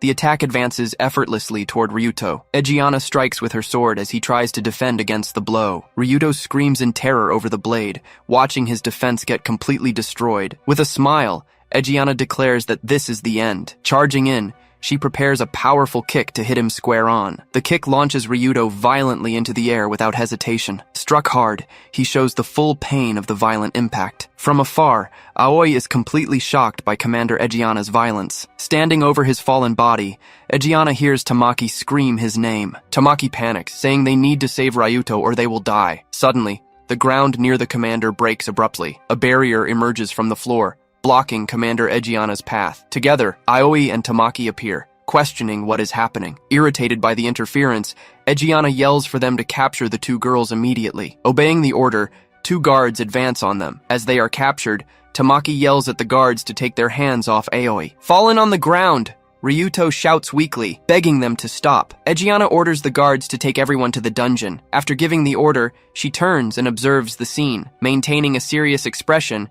she looks aside for an instant. Changing scenes, Aaliyah runs breathlessly down a castle corridor. Walking now, she states that her absence won't change the final outcome. In another hallway, Inori and Aaliyah run, trying to escape as fast as possible. Running ahead, Inori warns that the right corridor is blocked. Close behind, Aaliyah acknowledges and keeps following the path. They run past two patrolling guards undetected. Following Inori, Aaliyah watches him closely as they continue down the narrow corridor. Suddenly, Inori turns and asks Aaliyah if she can use magic. He signals with his hand for them to stop. Pointing to the corner, he warns that 3 soldiers will appear in 10 seconds. Out of breath, Inori asks Aaliyah to handle the approaching guards. Surprised, she stares at him, processing the order. Seeing the soldiers, Aaliyah asks if there is no other escape option. She readies herself for combat, waiting for the right moment to strike. Concentrating her magic, she confirms with him that 3 soldiers are coming. Inori says yes, and starts a countdown for her attack. When he finishes the count, the tip of a sword appears around the corner. Casting her magic, she fires several spheres of air against the enemies. As they turn the corner, the 3 guards are hit squarely by the attack. With the impact, their swords fall to the ground, now totally incapacitated. Seeing the guards down, Inori praises her impressive action. He comments that she defeated the 3 without difficulty, complimenting her training. Aaliyah explains the plan worked because she prepared the spell in advance. Noticing his exhaustion, she asks if he is okay as he seems tired. He admits being tired but warns they need to keep moving. Pointing ahead, he says security is lighter just around the next corner. He says he's not worried about the soldiers, but rather about Egiana. Stating with conviction, he says they must avoid her at all costs. Reaching a door, he peeks inside and breathes a sigh of relief. Confirming no one is there, he says he's going in to check routes. Aaliyah asks if that is the maid's room and if it's empty. Looking at the floor, they see a dark stain coming from inside. Seeing the scene inside, Aaliyah covers her mouth while Inori watches her. Inside the room, several bodies of maids are scattered on the floor and table. Inori comments that the guards have already finished their work there. Horrified, Aaliyah calls out Nala's name upon recognizing one of the bodies. She runs toward the maid's body, while Inori observes the scene. Kneeling down, Aaliyah touches Nala's face, fallen on the floor. Crying, she embraces her maid's body amidst the situation. With a serious expression, Inori watches Aaliyah mourning Nala's loss. In a memory, Nala smiles, while a voice says it is great to see her happy. Inori approaches, observing silently as Aaliyah hugs the body. With her hand on her shoulder, she holds Nala's hand for a moment. Then, sitting on the floor, she covers her face and continues crying. Standing up, she turns and thanks Inori for waiting. He replies he was just catching his breath and asks how they will escape. Switching to the dungeon, Ryuto and the girls appear imprisoned inside a cell. Egiana activates a magic seal, explaining that they will never leave there. Looking at them, she warns them not to try anything and stay quiet. Tamaki questions why they need shackles if the seal is so strong. Ryuto explains, it's so they don't hurt themselves. keeping them safe. He says they are hostages to negotiate with the Alliance of Heroes. Agreeing, Egiana says she is surprised by his logic in that moment. Trapped by the chains, Ryuto's eyes begin to shine intensely in the darkness. With a furious look, he stares at the commander without showing any fear. Seeing his transformation, Aioi and Tamaki remain completely frightened by the scene. Facing the commander, Ryuto stares at her with a gaze full of anger and determination. Observing the boy, she seems to recognize something familiar in that look. In a past memory, she appears standing amidst several fallen soldiers. In that moment, she remembers how she realized her own ignorance and naivety. Seeing her defeated companions, she understood what it meant to be completely powerless. She realizes Ryuto's look was the same one she once had. Back to the present, Egiana continues to observe the boy seriously. Ryuto stares back, still furious with the situation in the cell. Giving advice, she tells him never to forget those emotions and to think rationally. Moving away from the bars, she continues her speech while preparing to leave. Egiana says his friends could have escaped the hall. She then turns and begins to climb the stairs, leaving the dungeon. The two girls watch in silence with worried expressions. Gritting his teeth, Ryuto gets irritated with her lecture. She continues climbing, ignoring the prisoner's reaction. Touching the wall, she notes there is still no news of the princess's capture. Giving an order, she sends a guard to help his brothers-in-arms in the search. Looking down at the map, the princess declared that was their destination. She pointed to a specific spot on the castle blueprints. When Inori asked what was there, she explained about the secret door. The hidden passage revealed itself to be a very old stone staircase. She told him that using that route would allow them to escape the castle safely. Inori agreed, asking if only royalty knew about this escape route. She confirmed it was for emergencies, but admitted she didn't know if it still worked. Even so, he insisted they had to try. They had no other choice. Turning to Nala, the princess begged for forgiveness for being unable to do anything. She looked into her maid's face one last time before finally leaving. Thanking her for all her service, she turned and followed Inori out the door. Outside, the sound of soldiers' footsteps began approaching rapidly. Several guards appeared in the hallway, blocking their intended path. Realizing the danger, Inori warned that more soldiers were gathering nearby. He said that at this pace, they would be completely surrounded in no time. Sprinting down the long corridor, they continued their desperate escape for survival. Using his ability, Inori detected the positions of all nearby soldiers. He grabbed her hand, stopping her in her tracks and asking her to wait. He warned that the soldiers had prepared an ambush for them. Explaining the situation, he said there were dozens of soldiers ahead. He also warned that they couldn't turn back, as they were being closely pursued. Meanwhile, the soldiers behind them kept getting closer and closer. Worried, Aaliyah asked if there was any way to sneak past them. Looking aside, Inori replied that there was zero possibility of doing that. He explained that the soldiers were blocking the path to the secret door. Hearing the news, Aaliyah fell silent, processing the terrible information. Inori speculated that they must have discovered the route by torturing someone for the information. With his back to her, he observed the hallway, assessing the current situation. Turning her face, Aaliyah stated with conviction that she would not give up fighting. Shouting with determination, she declared she would fight until her very last breath. Maintaining her resolve, she braced herself for what was coming. Inori looked back at her, processing her courageous declaration. With a smile,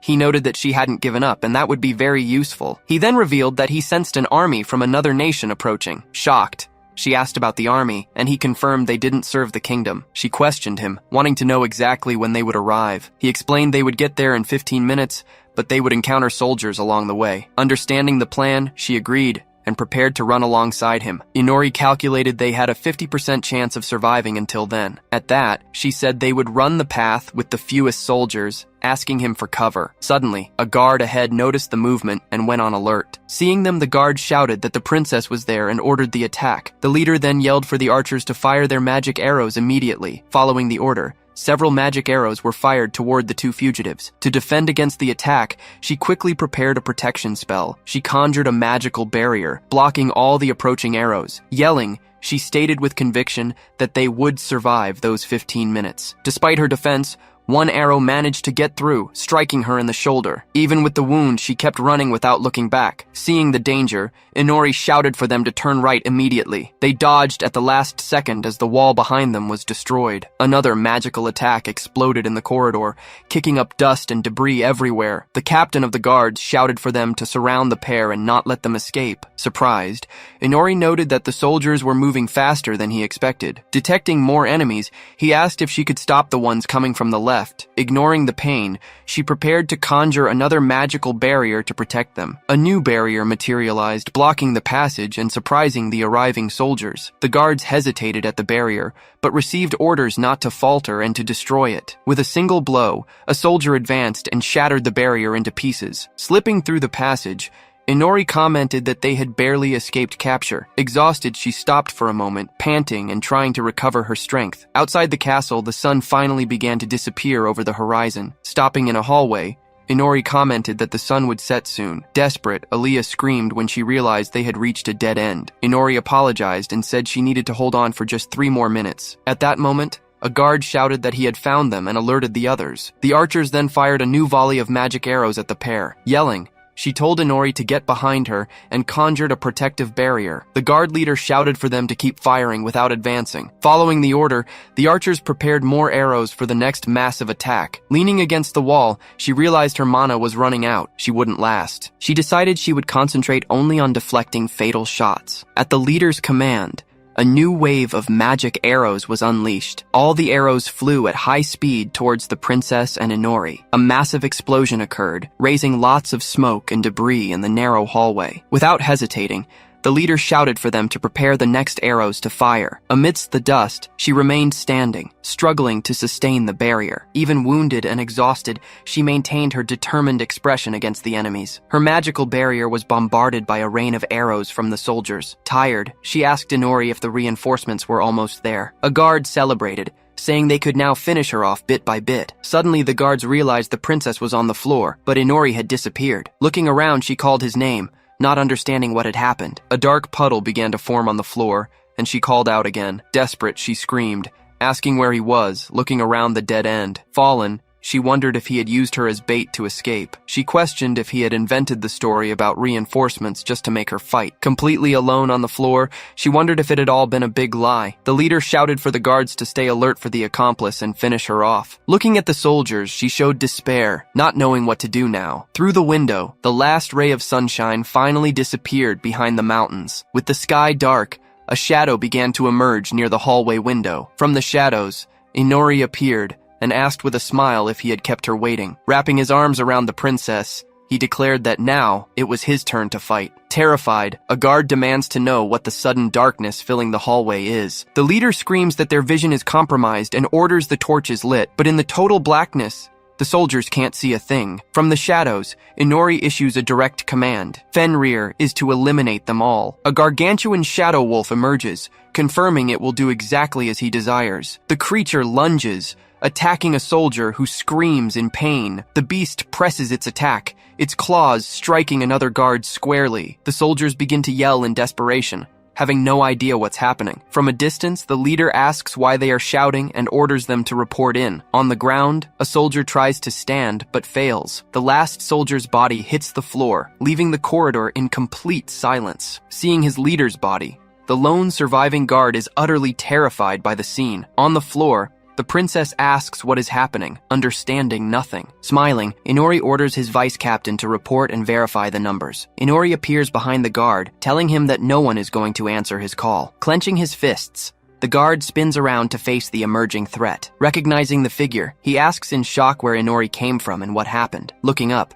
Inori asks Fenrir if he's finished the job. Confused, the guard notices shadowy creatures all around him, understanding nothing. Fenrir then appears, reporting that he eliminated everyone, leaving only this one behind. Completely terrified, the guard falls to the ground and begins screaming desperately. He yells for help, calling Fenrir a monster, while Inori just watches. Suddenly, Aaliyah stands up and reminds the guard how many people they have killed. Pointing to another victim, she says it's only fair they suffer the consequences now. Sensing the danger, the guard breaks into a cold sweat, paralyzed by fear. He turns and asks if that person is really Inori Takafuji. With an enigmatic look, Inori simply replies, perhaps, leaving him even more confused. Fenrir moves in, opening its mouth to attack the soldier on the floor. Without hesitation, the creature strikes, closing its jaws around the last soldier. With all enemies defeated, Aaliyah remains lying in the total silence. On the ground, Aaliyah calls weakly for Inori, almost out of strength to speak. Using her magic, she tries to staunch the bleeding from the wound in her leg. Inori notices but warns that she has already lost too much blood to recover. Standing before her,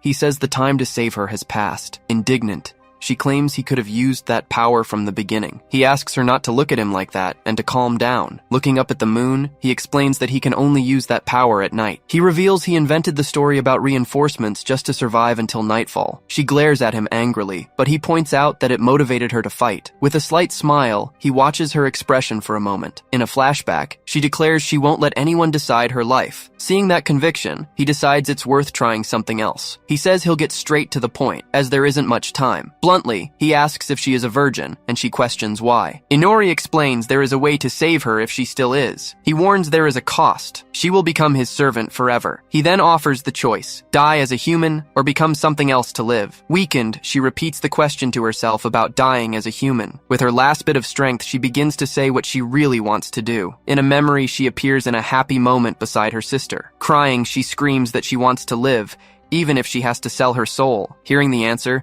Inori stands over the fallen princess, watching her. Smiling, he tells her that was a good response. Leaning over her, he approaches her neck to begin the ritual. He bites down, saying he is closer to a demon than a god. Feeling the bite, her eyes widen completely in shock and surprise. In a symbolic scene, a dark drop falls into a reddish liquid on the floor. Next, she is shown sinking slowly, unconscious, amidst total darkness. Inori then orders the bodies transformed into ghouls to eliminate the soldiers. Turning, he adds the order to protect the princess until she wakes up. Looking aside, Inori remarks that it's time to have some fun. Shifting to the throne room, Chancellor Vitre views everything seriously. A guard approaches and informs him that their soldiers found the second princess. He orders them to show her no mercy in achieving their goals. Closing his eyes for a moment, he reflects on the decisions he has made. In a memory, he observes abandoned children suffering from hunger in the kingdom. His younger self looked at that scene with an expression of helplessness. Walking through his lands, he felt guilty for not being able to do anything. Back in the present,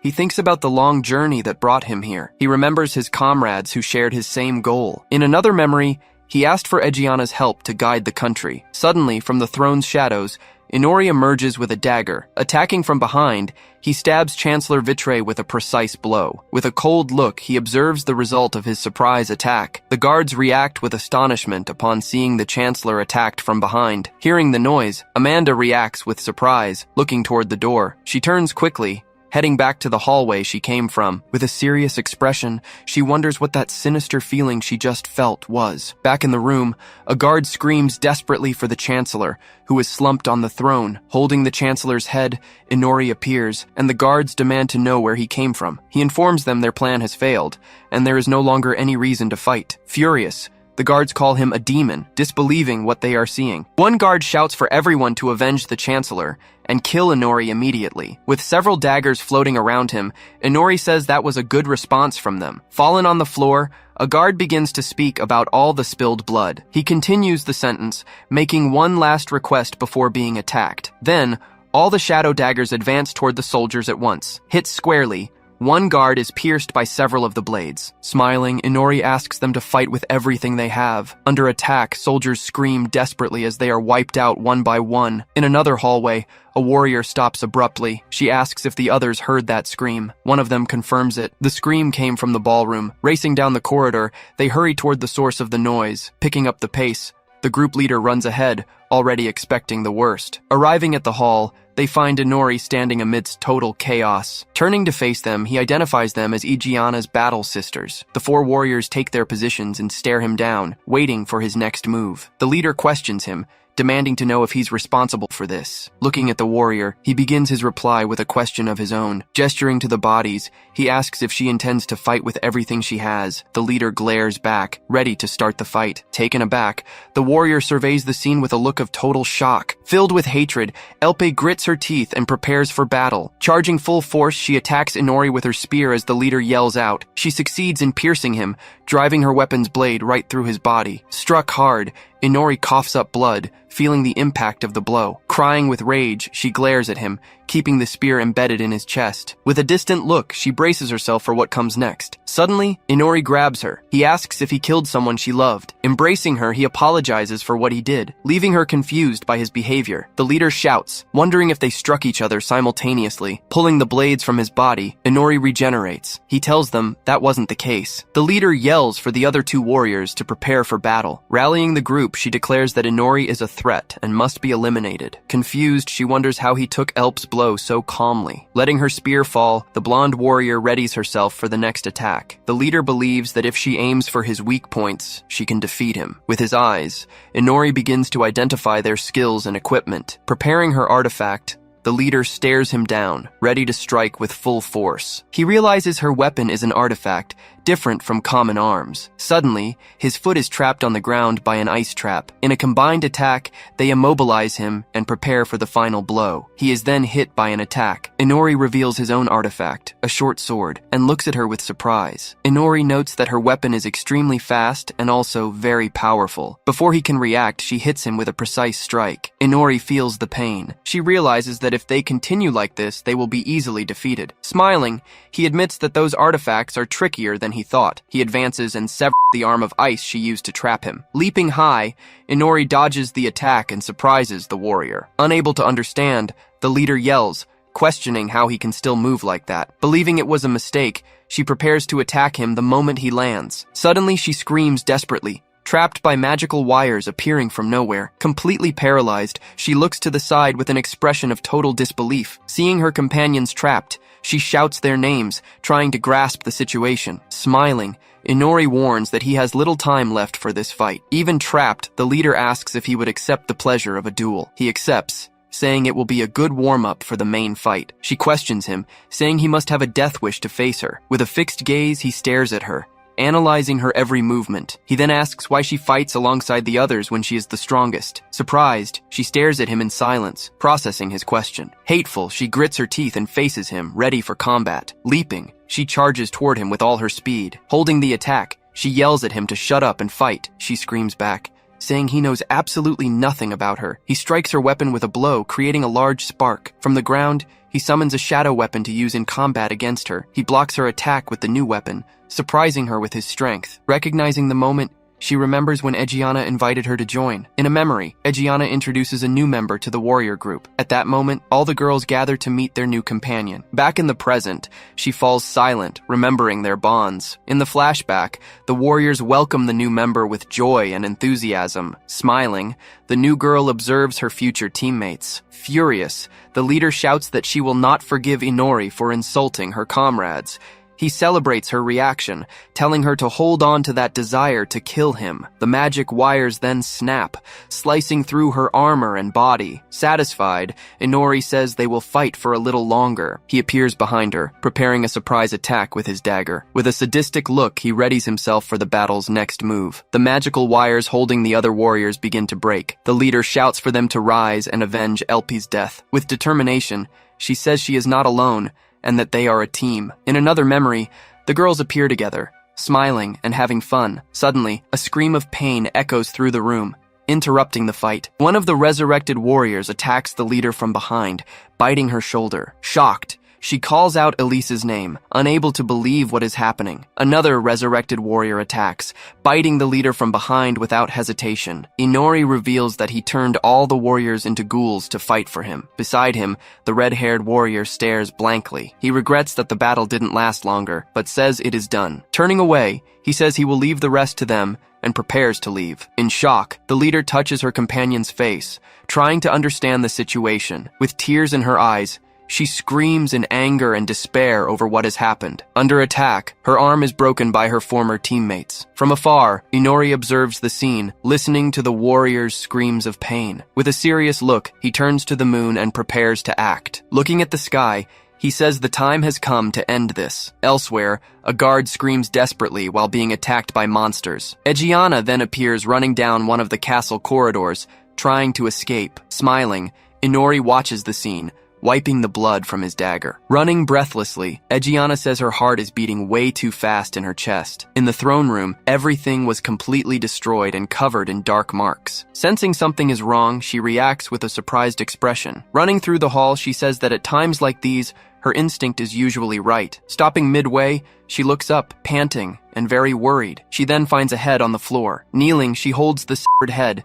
trying to discover who the victim was. Recognizing the face, she confirms her instinct was correct and screams his name. From above, Inori's silhouette appears with large wings against the moon. He then comments to her that the moon is very beautiful tonight. Landing, he explains that this was a popular pickup line in his old world. Hateful, she glares at him and screams his name, ready for the confrontation. He then reveals that the Chancellor's head is a gift for the commander. Grabbing his face tightly, Egiana tries to force an answer out of Inori. She calls his name, demanding to know why he has demon wings. Silhouetted against the moon, Inori just stares back with his black wings and changed eyes. Furious, Egiana screams that such power only comes to those who have sold their souls. Inori looks genuinely confused by the accusation, not grasping her meaning. He replies that he doesn't know what she's talking about. This is just how he lives. Outraged, Egiana shouts that such a pathetic purpose isn't enough. She proudly declares that her fight is for the good of the entire nation. Continuing her lecture,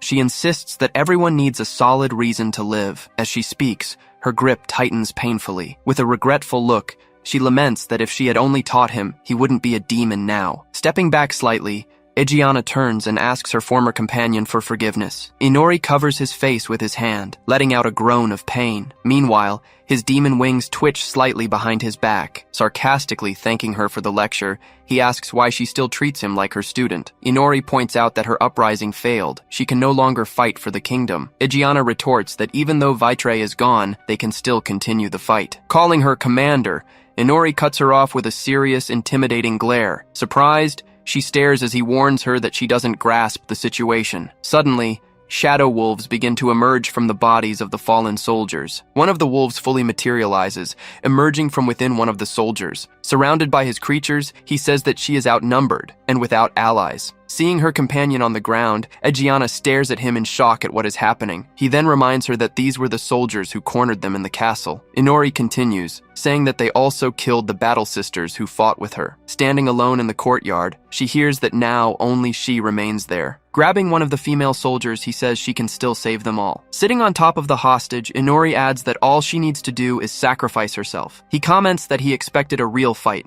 but like this, it's just practice. Sitting there, he stares at her from afar, one of his wolves at his side. Waving his hand, he dismisses the idea he was just considering. He concludes that forcing the fight that way wouldn't be any fun anyway. So, he announces his decision. She and Vitre will pay with their lives. Egiana grips the hilt of her sword tighter, preparing to act. Eyes closed, she raises her sword high, pointing it toward the sky. Surprised, Inori asks her exactly what she thinks she's doing. She remains silent for a moment, completely focused, eyes shut tight. With a swift movement, she drives the sword into the ground with devastating force. After the impact, the sword remains embedded in the ground right beside her. She then replies that she was just praying for her fallen companions. Looking at her reflection in the blade, she says she prayed for those who died unjustly. She adds that the prayer is also for those who are about to die. With a look of pure fury, she stares down her opponent before attacking. Then she warns him that she will offer his life as a final sacrifice. He then asks if she is saying she will discard the lives of her knights. Indignant, Egiana reminds him that she built that order over many years. She declares with conviction that she will kill them all with her own hands. Surprised by the answer, Inori stays silent, just observing her determination. He argues that she won't have a country left if the royalty and soldiers die. Taking a step forward, she asserts that she still has her people. To her, it doesn't matter if the nobility corrupts itself or if armies die. She continues, saying that as long as the people exist, there will be a kingdom to defend. With her power activated, she declares that this is her life's purpose. Inori just watches her sideways, analyzing his former master's new stance. Suddenly, a small smile begins to form on his face. With an excited expression, he grins broadly, revealing sharp fangs. Seeing his reaction, Egiana comments that he seems to be enjoying this. Covering his mouth, he admits he underestimated her and apologizes for the disrespect. Staring at her seriously, he warns that there will be no more lies or tricks. He says it's only fair to be honest with her at this decisive moment. Immediately after, The soldiers on the ground start screaming. Looking at them, Egiana explains that those are bodies that cannot be saved. Surrounded by his soldiers, Inori admits that he basically killed all her companions. Pointing in her direction, he says her job is different now. He then reveals that her mission is to become food for them. With a serious look, she calls his name, acknowledging what he has become. Hearing her words, Inori stares at her with a look of great expectation. Suddenly, her sword begins to react violently. Standing there, she unleashes a power that affects every creature nearby. She calls him her nemesis, as the power repels all enemies. Inori is surprised by the ability she just unleashed. Flying away, he observes the result of her attack from above. He realizes she is much more dangerous than he initially imagined. Staring him down, she readies herself while he questions if that is an artifact. Creating a shield of shadows, he laments that his army was instantly defeated. She stares back with a look of pure determination, ready to fight. Seeing that, he celebrates that those are exactly the eyes he wanted to see. Egiana maintains her firm stance, facing her opponent without backing down a single step. Summoning his wolves and blades, he calls her by her full name, Egiana Eche. He then shouts that as her nemesis, he will fight with everything he has. With a determined gaze, she steels herself for the battle ahead. Nearby, a hand bursts from the ground as a soldier screams. Gripping her sword tightly, she prepares to unleash another attack. She strikes, destroying every enemy surrounding her. Smiling, Inori announces that he still controls her former comrades. Through the smoke, the silhouette of a battle sister emerges. Transformed, the two furiously charge their former commander. Seeing her friends, Egiana turns away, her expression serious and resolved. A flashback shows them smiling, just as they were before everything changed. Back in the fight, she attacks again with a vertical sword strike. She spins, hitting the enemies with a sweeping area attack. Egiana keeps attacking Inori's shadows. She slices through every shadow coming at her from behind. She turns and asks if he plans to just watch the fight. Surrounded by foes, she warns that she'll come after him if he won't fight. Seeing her power is intact, he decides to avoid a direct confrontation for the moment. In another flashback, Aaliyah wonders how Egiana is so powerful. Nala explains that she was already strong and received an artifact from the Royal Majesty. She reveals it's a sword that gains cutting power through mana. Back in the fight, Egiana charges, cutting down a soldier. She continues her assault, defeating multiple enemies at once with her blade. Trying to stop her, Inori fires a barrage of shadow blades. With a single spin, she slices through every approaching blade. All his shadow blades are completely destroyed by the commander's precise attack. Surprised, Inori comments on the absurd cutting power of her artifact. Her sword remains steady, ready for the next clash. Smiling, he realizes that blade can cut through anything. Gathering power in her hand, she announces she's skipping the magic circle this time. She unleashes her air hammer attack, causing a massive explosion in the courtyard. Caught off guard, he stares at her. Confused. Dodging debris, he wonders how she cast magic out of thin air. She warns him he can no longer fly and asks for his next move. Running along the wall, he decides to fight up close and try a new tactic. He launches shadow blades to distract her. As she deflects them, Inori moves nimbly along the courtyard wall. Grabbing a blade mid-air, he changes direction to surprise her. He advances with a quick flank attack, looking for an opening. Appearing behind her, he shouts that he finally caught her off guard, but hanging upside down, he realizes his attack failed completely. She hits him squarely, cutting his hand and stopping his assault. He retreats quickly, clutching his arm after the heavy blow. Gaining distance, he comments he was sure the surprise attack would work. Seeing her standing amid the dust, he realizes she seems to have eyes everywhere. Egiana notes his agility and suggests he become an acrobat. He thanks her for the suggestion, but says it's not for him. Seeing the mithril sword, he understands the magic explosion. Smiling, he comments that mithril weapons are effective against demons. She confirms this and asks if the second princess taught him that. Looking away, he simply thanks her for the compliment. Suddenly, she stomps hard on the shadow right next to her. A dagger suddenly emerges from the shadow, attempting a quick strike. Dodging at high speed, she destroys the surprise attack from below. Inori stares, completely surprised by her dodging speed. Seeing the broken dagger,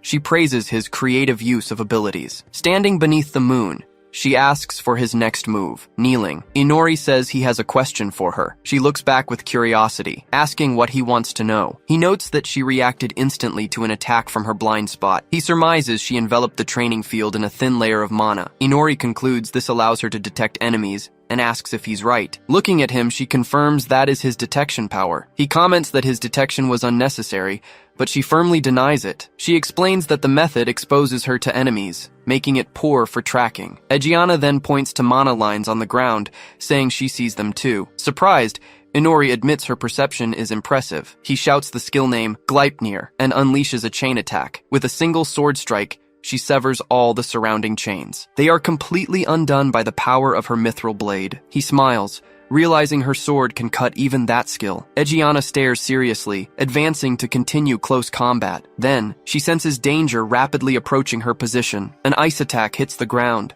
causing massive destruction. On the wall, an energy creature materializes to continue the assault. Revealing its form, the creature resembles a giant wolf of pure blue energy. From a distance, Inori wonders if the long-range attack worked. Looking at the wolf, Egiana asks if it's another one of his familiars. She praises the strategy, but warns that she can nullify long-range attacks. Frustrated, he admits her reaction speed is otherworldly. Using her sword, Egiana prepares another air hammer against the new enemy. The impact destroys the wall exactly where the wolf stood. Inori orders them to keep their distance and attack ceaselessly. Shadow blades fire at high speed toward her. Inori and his familiar coordinate their attack against the commander. Defending against the blows, she warns that his tactic won't last long. He realizes she doesn't look fatigued at all. A soldier is struck down, cut by her attack in the courtyard. Realizing he's running out of resources, he needs a way to turn the tide. He analyzes the detection area, noting the mana layer covering everything. Egiana is a strong fighter who can even cut his chains. Her absurd reaction speed allows her to counter distant attacks easily. Decided, he concludes he must fight up close and evade her detection. He positions himself to put his plan into action. With a determined look, he convinces himself he must succeed. Going for all or nothing,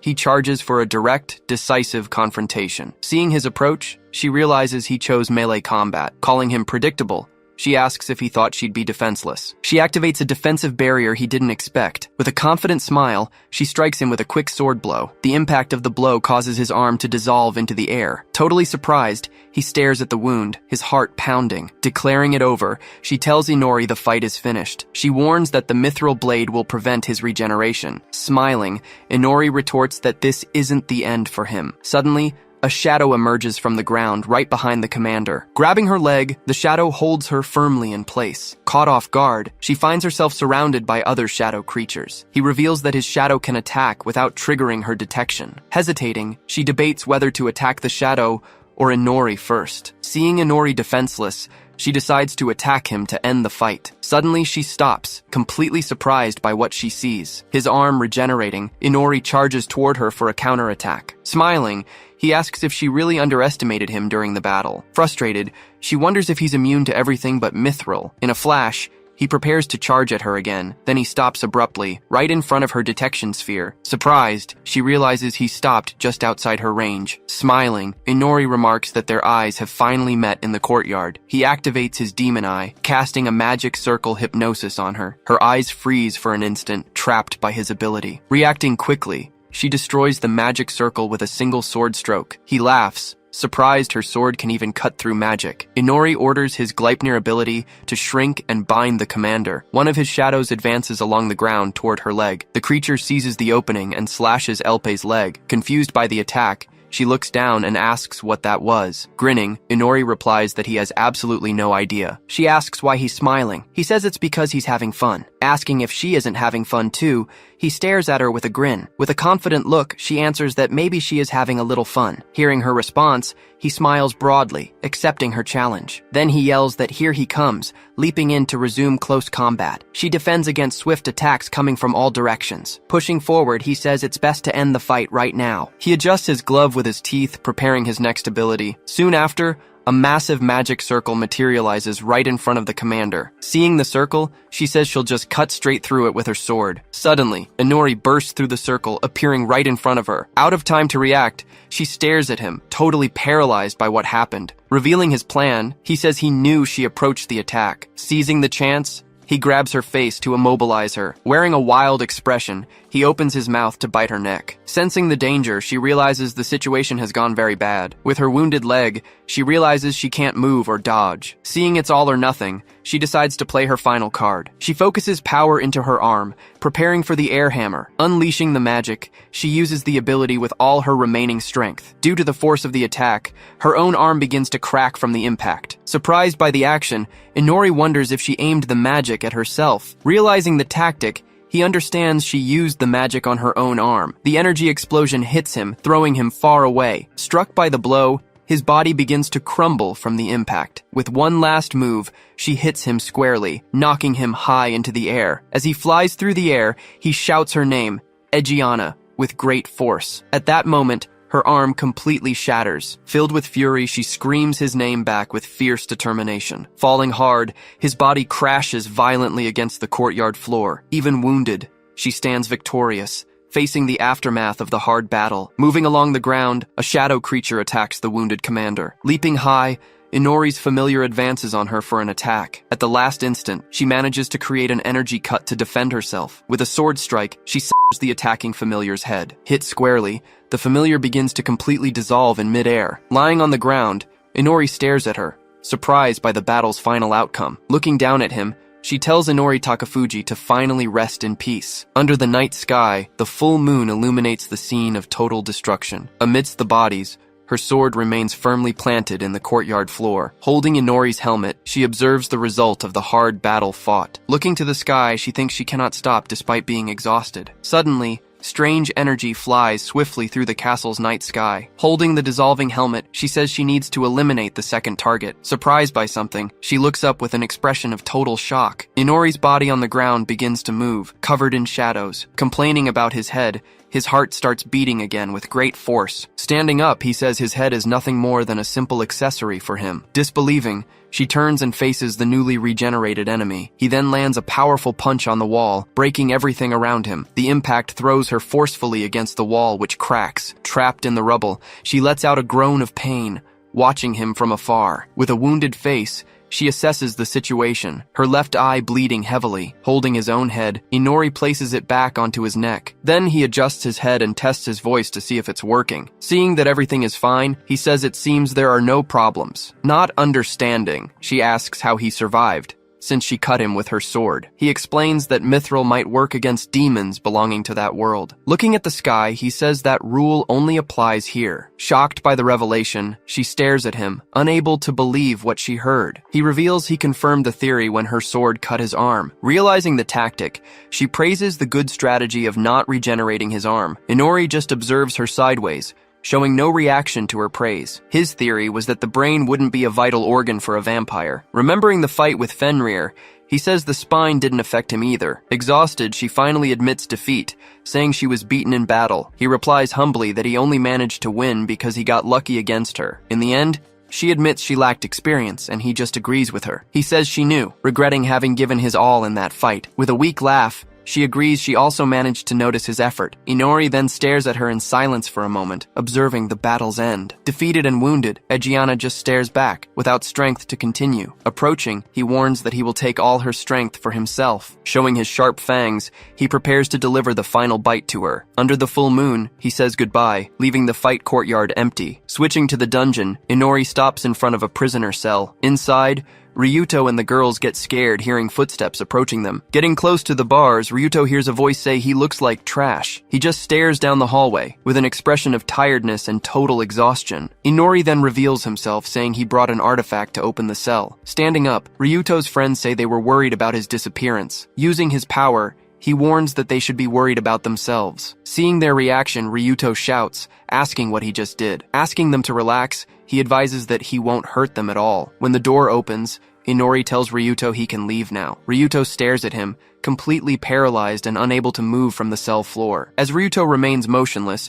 he suddenly screams, surprising Inori that he's conscious. Inori concludes that hypnosis works, but its effect varies with willpower. Placing his hand on Aoi's head, he announces he has a job for everyone. Then he does the same with Tamaki, keeping both under his total control. Looking at them, he orders that they need to clean up all that mess for him. Shocked by the order, Ryuto stares at Inori, not grasping what he just said. Handing the staff to Tamaki, Inori tells her to say he died right there. He orders her to burn down the entire castle, but she doubts she can do it. Inori encourages her, saying she holds back too much and needs to let loose. Ryuto protests the order, trying to stop them, but Inori calls for the barrier. With the staff's power, Tamaki declares she'll reduce everything to ashes. Desperate, Ryuto screams for her to wait, fearing there might still be survivors inside. She tells him not to worry, assuring him she can handle everything. Ryuto yells a desperate "no!" trying to stop his friend from doing something crazy. Suddenly, the artifact in her hands releases intense power. Meanwhile,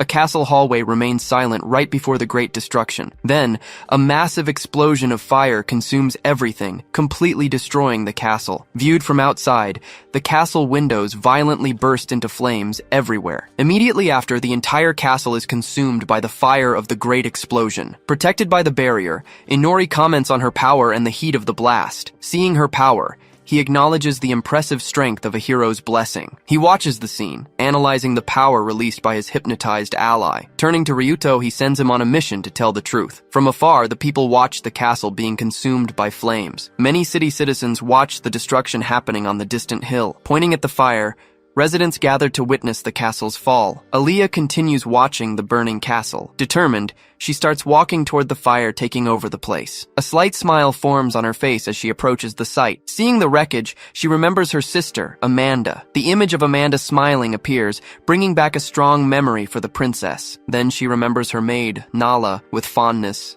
and a smile. The remains of the burning crown bring back memories of her royal parents. Remembering her father and mother, she faces the fire with determination. With closed eyes, she seems to prepare for what's coming next. In a flashback, Aaliyah appears smiling against a clear, peaceful background. Back in the present, Aaliyah opens her eyes, now glowing vampire red. Her dark hair flutters, revealing red streaks that appeared after the transformation. Walking through the fire, she emerges from the flames with newfound power. Finding Inori in the forest, he asks if she's satisfied with the result. Looking at him, she confirms it and asks how he is after the battle. She then reveals that his blood brought with it all his knowledge and thoughts. Turning, she comments that the blood also ended up changing her hair color. He questions if the change in priority is a side effect of becoming a familiar. She says she feels linked to him and cannot disobey his orders. Extending her hand, she asks him to give her his hand right there, but Inori gets slapped across the face. Yet, he says he's sure the situation isn't bad. With a small smile, she stares at him, now with vampire fangs in her mouth. Sitting on the ground, Inori says that new color also suits her very well. Aaliyah stares at him in silence for a moment, processing her new reality. Rubbing his face, Inori seems to reflect on the situation between the two of them. With a faint smile,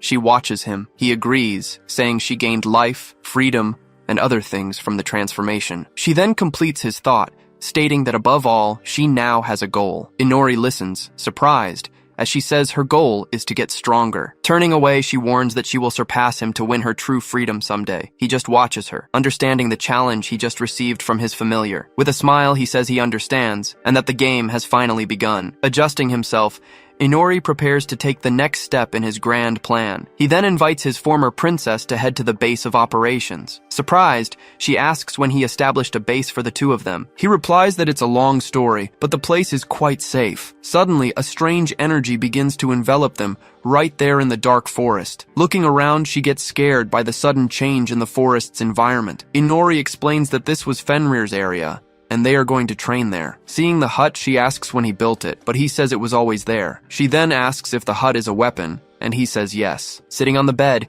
he hears her complain that the room is too small. With a smile, Inori warns her that it's her new life and she needs to get used to it. She stares at him in silence for a moment, processing her new reality. Laying her head on his shoulder, she says she never considered herself royalty. With a blushing face, she says she doesn't mind sleeping next to him. Looking at him, she says she wants to settle the debt she owes him. Inori stares at her seriously, listening intently to what she had to say. She explains that this is the only way she found to pay her debt. Without saying a word, he just watches her, analyzing the determination in her eyes. Saying she's ready, she leans on him, surprising Inori himself. He then orders her to take off her clothes with a small smile on his face. Blushing, she closes her eyes, preparing to follow the order. While taking off her cloak, she asks if that is already enough for him, but he activates his demon eye of vision, totally ignoring her question. Using his weapon creation ability, he runs his hand over her fabric. Energy particles wrap around his hand, completely transforming the cloak she was wearing before. After an instant, he calmly announces that the process is finally finished. Aaliyah then looks at herself, seeing that she is now wearing a totally new outfit. Confused by the result, She hears him say her mind was dirty. Remembering her fallen body, he says she misunderstood their connection. Smiling, he teases her, saying he has the right to choose his partner. Holding the new clothes, she admits he really has a lot of confidence in that. Totally embarrassed by the situation, she doesn't know what to say or how to react. Unable to hide it, she stammers and acts completely awkward in front of him. Thanking him for the clothes, she runs outside to change quickly. Sitting on the bed, Inori comments that she is definitely much more expressive now. Sometime later, outside the hut, the mood changes. On the porch, Aaliyah watches the night in silence, lost in deep thoughts. Lamenting the situation, she tells herself she just got rejected by him. Then she questions herself, thinking there were other ways to show her determination. Looking at the distant fire, she continues reflecting on her true feelings. She concludes that perhaps she wanted to be punished for abandoning her nation and surviving. Hearing the conversation, his voice asks if sleeping with him is a punishment. Startled, she turns and finds Inori standing at the door, listening to the whole conversation. With a calm look, he admits her comment hurt a little. Asking him to ignore everything, she thanks him for saving her life. Saying he doesn't trust her, he listens as she tries desperately to explain herself. She then admits she gave up her humanity to keep living, but she firmly declares she has no regrets about her choice. Hearing the declaration, Inori just watches her with a serious, thoughtful look. Then he asks if she would help him with an experiment, and she accepts readily. Showing the ability, he says he stole a skill that's hard to learn alone. The skill, he reveals while gesturing with his hands, is the intimacy skill. Not understanding, she repeats his words, questioning what he just said. Suddenly advancing, he says he can level up the skill by touching her. He warns it will be fast, and definitely better than sleeping with him. Yelling at him, she tells him not to speak so casually and calls him scary. He reminds her of the promise to help with anything. From afar, she calls him a demon, but he replies that he's a vampire. A list of skills fills the screen, covering everything from combat to household tasks. Soaring through the sky, the character demonstrates even more diverse abilities. Sitting in the forest, he makes a decision. He's going to level up every single one. He shouts for Aaliyah, telling her to come down from the sky. She lands swiftly in front of him, answering his call immediately. Her special ability, Genius, is revealed right after. Watching her, he notes that her flying has improved significantly. He asks about her clothes, and she replies they're quite comfortable. He then realizes that, unlike him, the sun doesn't affect her. He hands her a sword and asks her to unsheath it right there. Steadiest hand on the hilt, she begins to draw the blade. Holding the weapon, she's impressed and asks if he created it. He explains that he only improved the sword, which surprises her. She recognizes the artifact as the one used by Commander Eche. He reveals the problem. The sword unfortunately won't obey him. She asks if that means he can't use any of the artifacts. That's why he's giving the sword to her, since she can actually use it. She asks if he's sure, warning him that this could make her stronger. Smiling, he tells her to go ahead. He doesn't need weapons. She asks if his definition of strength includes weapons, and he replies, maybe. He begins to explain, she is a human native to this world. Because of that, she can use magic but can't learn new skills. She finishes his thought. Since he came from another world, he gains skills but can't use magic. They propose a competition, and he claims he'll win by leveling up. But then he reveals she has a way to level up too, which makes her curious. Pointing to her teeth, she says that's how she gains power. He realizes she drains blood, and she confirms she copied him to get stronger. Saying it's settled, he tells her they need to prepare to leave. She remarks that he was actually just waiting for the little creature to recover. A creature appears and apologizes, saying it should have recovered faster. He tells it not to worry.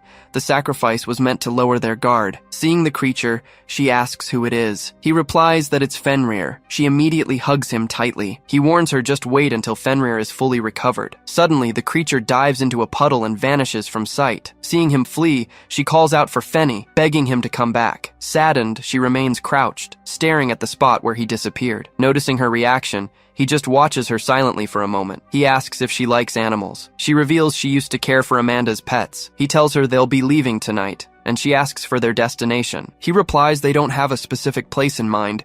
He just wants somewhere to gather information. He then asks if there's any country that doesn't summon heroes. She says no. He receives the news in silence, just processing what he heard. She confirms that he won't find a single nation that doesn't perform summons. He shouts, thinking it's a joke, but she tells him the 12 nations are legally obligated to do so. Hearing the truth, He's devastated, looking up at the sky, speechless. He questions if that number of heroes isn't overkill. In total, there are 36 heroes scattered across that entire world. The scene shifts to a city, where the hero Masayoshi Date suddenly looks behind him. Elsewhere, 2 more summoned individuals are shown together. Another group also appears gathered somewhere in the kingdom. Inori states that it's impossible to be safer than right there. A flashback reveals demons and beastmen being sacrificed in a ritual. Alongside them, elves, dwarves, and humans are also offered up for the ceremony. A woman shouts for the offerings to be accepted and for them to return. Raising a skull, the summoning ritual finally reaches its climax. Slowly, parts of the entity's body begin to manifest. Once the body is complete,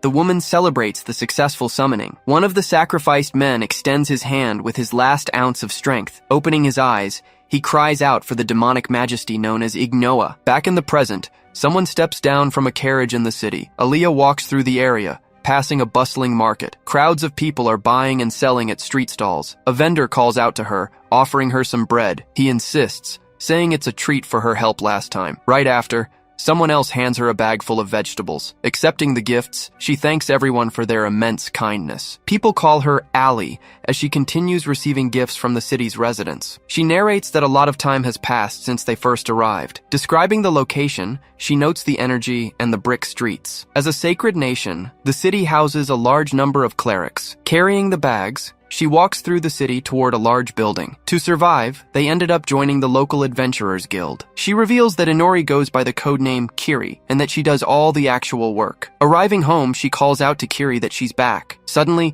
something smashes through the doors with tremendous force. Inori is launched outside, flying through the air right in front of her. He takes a direct hit and is violently thrown from the building. Flying uncontrollably, he crashes into a structure, shattering it completely. On the ground, he cries out to Ali for help, calling him Kiri. Watching the scene, a woman named Fana smiles sinisterly. She asks if he's still conscious, noting that it was a heavy blow. She remarks that for a guy like him, he certainly has potential. While he's lying on the ground, she yells loudly that she really likes him. Introducing herself, she promises to set him on the path of righteousness. With a quick movement, she grabs him by the collar and hauls him up. Holding him close to her face, both look completely confused by the situation. From a distance, Aaliyah watches the scene, standing perfectly still and silent. The narration states that this was the first city of their journey. Showing the food, the narration recalls the first task they ever undertook. Next, the image shows the first acquaintance they made there. She concludes that all of this marked the beginning of her new life. Going by the name Kiri, he's seen knocking back a drink inside the guild hall. Finishing his drink,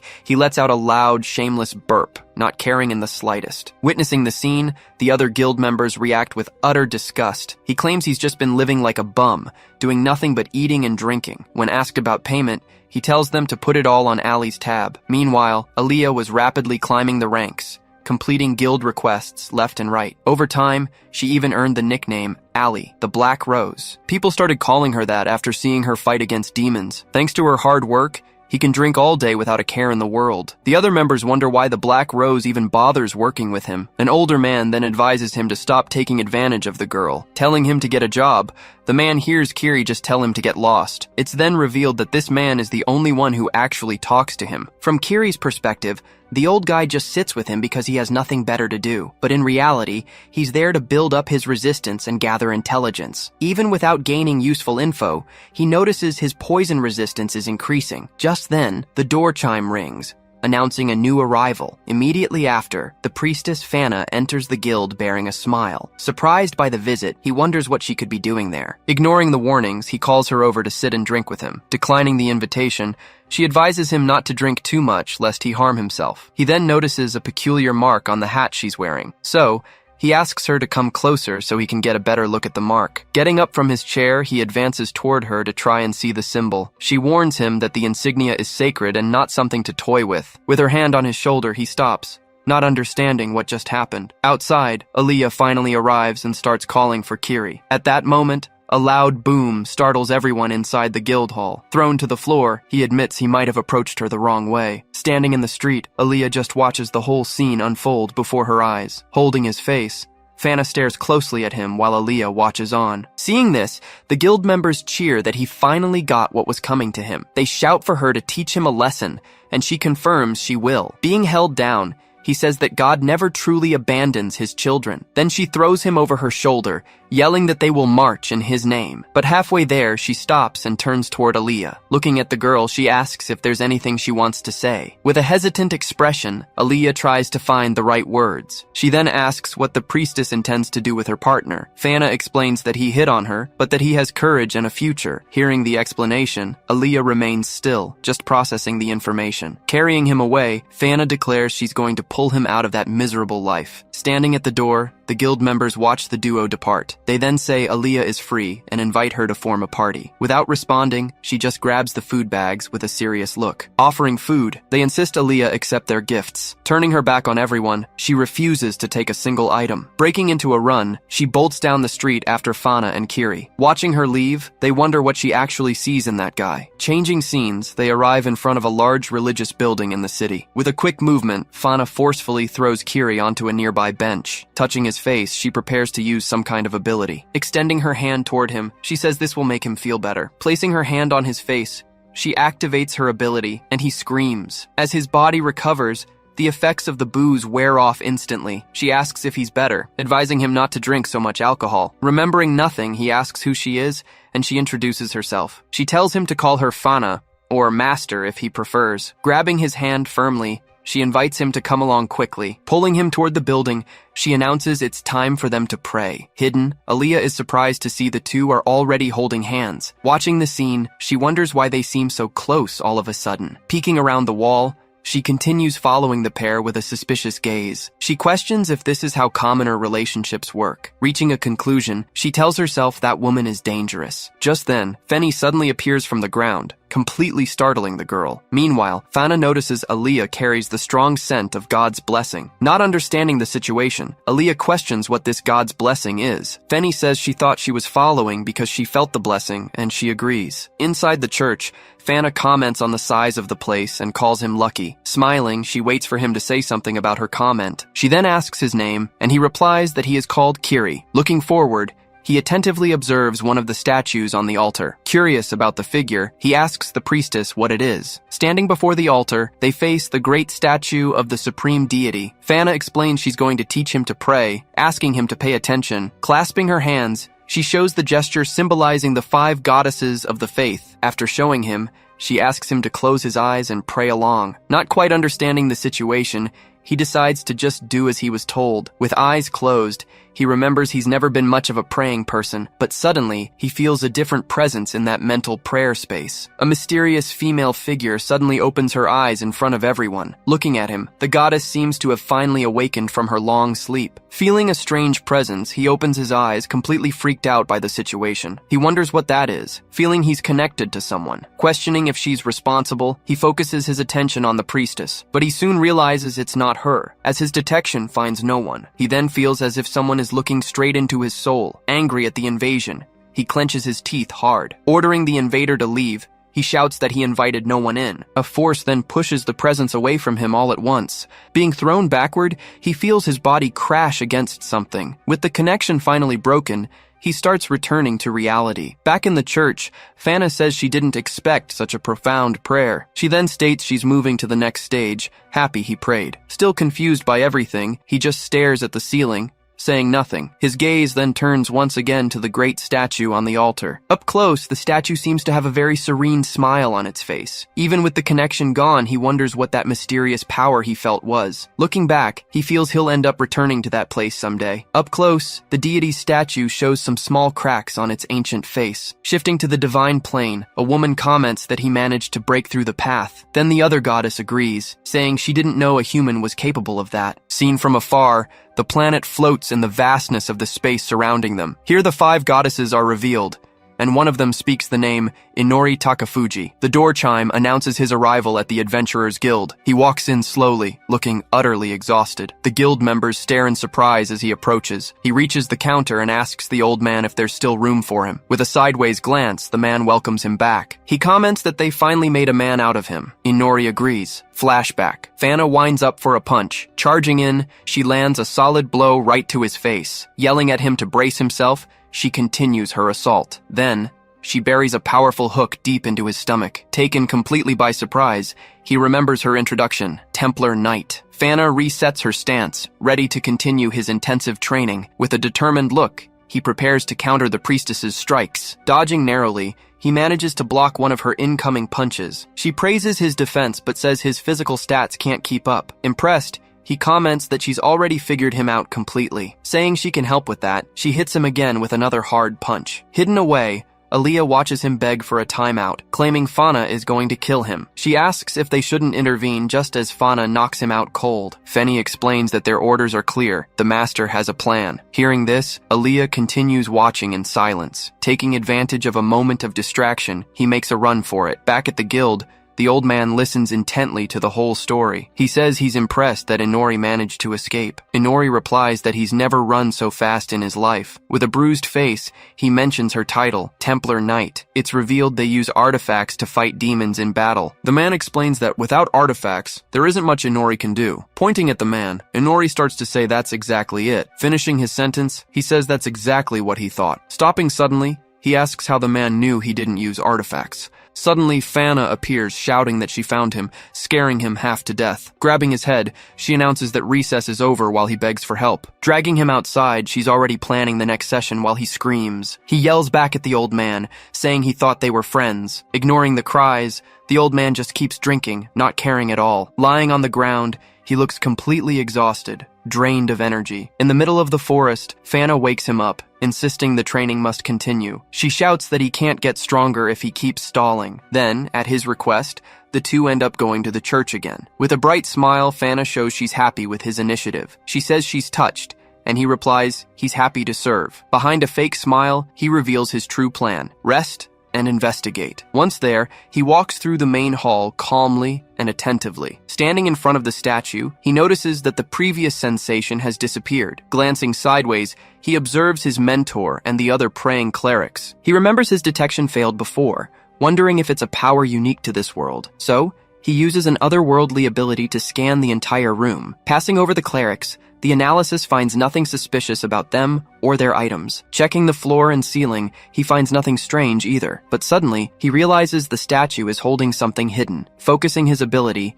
he shouts in his mind that he finally found the source of it all. Between the statue's hands, his analysis reveals a large crystal. It's the Divine Shine gem. He wonders if this is how deities connect with their followers. Thinking for a moment, he deduces there are 5 goddesses, and the one he met isn't one of them. He realizes that, unintentionally, he just managed to irritate the local pantheon. Even with the risk, he concludes the church visit was well worth it. Pointing at a man, he gets Fana's attention. She asks what's wrong. Sitting among the clerics, a knight watches the movement in the hall. Keeping a serious posture, the man remains still, observing everyone intently. Fana recognizes him as Sir Raven, the famous hero of Legion City. She explains he's a living legend for protecting the city 10 years ago. Seeing the knight, he finally understands that this is her superior officer. Saying she'll go greet him, she asks Inori to go on ahead and says goodbye. After walking away, she heads toward the captain of the Templar Knights. Observing the hero, Inori decides to use his ability to identify him better. But suddenly, the man seems to sense the scan and reacts immediately. Seeing the knight's reaction, he wonders if he just got blown. Even without being certain, he notes the man's reaction confirms something. As she approaches, Fana asks Sir Raven if something is wrong. With his gaze fixed on Inori, the knight says he smells something. He reveals it's the scent of his people as he watches Inori leave. Cut to training. A powerful blow shatters the ground with immense force. From afar, Aaliyah observes his grueling regimen, which never stops for a second. She narrates that since that day, Inori hasn't stopped training. With a thoughtful look, she notes that it's been a while since they talked. Dodging barely in time, he escapes the attack of a large combat artifact. Fana praises his dodge, asking where he learned to fight like that. Thanking her for the compliment, he says Egiana taught him how to deal with them. Saying that only defending is boring, she asks if he's good with weapons. Pausing for a moment, he considers the question. Showing his black magic, he impresses Fana, but then denies using it. Smiling, Fana says the conversation just gave her an idea. Almost getting hit, he gets scared by the blow. She then says she wants him to buy a weapon that suits him. Mentioning she has a meeting, she tells him to consider it a day off. Giving him money, she orders him to spend it all on a new weapon. As the sun sets, She warns him she'll inspect the purchase later. Sitting on the roof, Aaliyah watches the sunset next to Inori. He asks if she found any weaknesses in his training. Looking at him, she says she didn't find a single weakness to exploit. Unconvinced, he asks if she found nothing even with Fenrir watching. The two then fall silent for a moment, just sitting side by side. Breaking the silence, she asks what he wants to resolve with her up there. He asks if she's free tomorrow because he needs to buy a weapon. Smiling, he invites her to go shopping with him the next day. Explaining the invitation, he says she knows the shops way better than he does. He adds he can go alone if she's busy with something. Super excited, she guarantees she'll go with him since she has no requests at the moment. All happy, she asks what he would do in this world without her help. Then she says they should go back to the room to prepare for the day. Grabbing his hand tightly, she gets ready to take him away. Pulling him across the roof, she denies being excited and tells him to hurry up. The next day, Aaliyah showed up with a subtle smile. Walking through town, she pointed out street food, trying to get his attention. He reminded her they had a specific purpose for being there. Embarrassed, she agreed, remembering the main goal of their outing. She assured him she knew where to find a weapon shop and led the way. Inside, they started looking for a new weapon to buy. Various arms were displayed on the wall for customers. Surprised, he remarked that she'd brought him to a good store. She replied it was a recommendation. Analyzing the weapons, he used his ability to see their stats. She asked if anything interested him, and he explained they were all artifacts. Showing him a scythe, she suggested it, but he immediately refused. With a sad look, she lamented, thinking it was perfect for him. He then suggested she take the opportunity to buy a new weapon for herself. Looking at her dark edge, she agreed she needed something more discreet. She wondered if she'd find something cheap and easy to use. Inside a box, a special dagger was shown to them. Eyeing the item, he prepared to take a closer look. Picking up the dagger, he identified it as pure mithril. His analysis revealed it was a high-purity magical support weapon. She worried about the price, but he said he had money from his hunts. Deciding to buy it, he mentioned his only expenses were food and drink. Hearing this, she fell silent, just observing the moment. With the purchase finalized, the clerk thanked them for their business. Outside again, he regretted not finding a weapon for himself. She asked if he knew the meaning behind the dagger he bought. Confused, he asked if the weapon had some special hidden significance. Smiling, she looked at him, a bit embarrassed. She told him he'd have to figure out the answer himself. Walking down the street, they found another weapon shop that looked abandoned. Peeking inside, she saw a large spider web in the corner. From the back of the shop, a voice said the spider wouldn't bite. Surprised, he remained silent, trying to grasp the situation. Inside, a man stood waiting in the middle of the shop. Welcoming them, he greeted them. Standing at the entrance, the pair stared at the shop owner. He explained that he specialized in making custom weapons for clients. Hearing the explanation, he stood still, analyzing the man's words. Then he asked if the man could make weapons that weren't artifacts. Glancing sideways, he prepared a question for the owner. Decided, he said he wanted to place an order, surprising Aaliyah with his speed. Thanking him for the trust, the owner bowed to his new client. Asking him to follow, the man said he needed to evaluate him first. He asked if Aaliyah could come along to watch the assessment. With a calm look, the owner said she could join them. He suggested that cleaning the entrance might attract more customers. Revealing the reason, the owner said the web was a spider's home. The seller apologized for the inconvenience and thanked them for their compassion. Sitting in a cafe, the two rested after a day of shopping. Having a drink, he took the moment to relax and talk with her. He commented that the weapon search took longer than expected. Disagreeing, she said she thought they managed everything quite quickly. Suddenly, she looked surprised, eyes wide with admiration. Saying the tea was great, she startled him with her exaggerated reaction. She said she was enjoying it because of the location and atmosphere. Overlooking the city, she revealed she'd always wanted to relax and have tea there. He asked why she hadn't gone alone, and she said she wanted company. She then asked why he chose that shop, and he explained he used his ability. He revealed the displayed weapons were high quality, which is why he entered. Glancing sideways, he remarked the owner needed to improve his sales pitch. Vanna suddenly appeared, asking if he bought the weapon she requested. Surprising them both, she said she'd been looking everywhere for him. He asked about the captain. She said she already found him and questioned him. Surprised by the accusation, Aaliyah instantly became flustered and blushed. Jumping over the railing, Fana heard Aaliyah say they were just friends. A masked knight arrived, asking Fana to use the stairs next time. Apologizing, Fana listened as the knight reminded her that devotees must be exemplary. He then introduced himself to Kiri as Mask, the priestess's watcher. Inori asked if his mentor had done something wrong. She explained the church doubted their relationship, even though she claimed otherwise. Explaining the Templar code, the knight left Inori very confused by the situation. He mentioned city rumors about the adventurer Ali and her partner Kiri. Hearing the nickname, He reacted with surprise at being called a moocher, but the knight said he was interested in the man Ali supported and Fanatica trained. With a quick movement, he revealed a card with the black rose symbol. He revealed himself as a fan club member, asking Inori to teach him the art of seduction. Bowing, he asked to become his disciple, leaving Fana shocked. Meanwhile, various sweets and desserts waited on the table. While the men talked,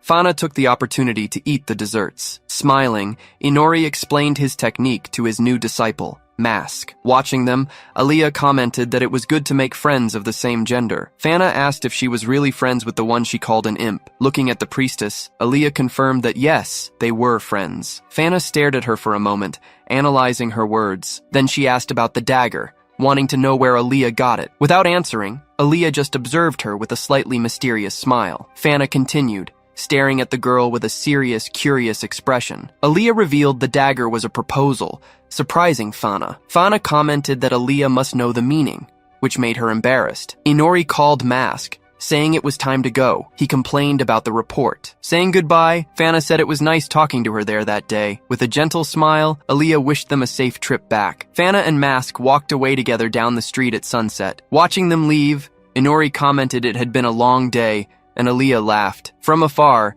Mask watched the sunset, thinking about the adventurer Kiri he met. He admitted he couldn't figure out what kind of person he was. Smiling, Aaliyah said her goodbyes. She mentioned needing to finish an order and hurried off down the street. As he watched her go, he realized she hadn't actually been free all day. He reached his door, slid the key into the lock, and turned it. Exhausted, he braced himself to finally enter his room. Suddenly, he sensed a strange presence inside the dark room. He froze at the door. Silent, trying to assess the situation, a voice spoke up, praising his sharp perception for sensing her. Wondering whose voice was in his head, he heard an invitation to talk. He opened the door to find a mysterious figure. A woman sat by the window, calmly watching the sunset. Looking his way, she introduced herself as Fluss, saying it was a pleasure. He was confused, wondering exactly whose voice was echoing in his mind. She noted that he'd sensed her from outside, yet knew nothing of spirit magic. Taking a seat, she asked what he did know about it. Apparently, he was the talk of the town. She offered to teach him spirit magic,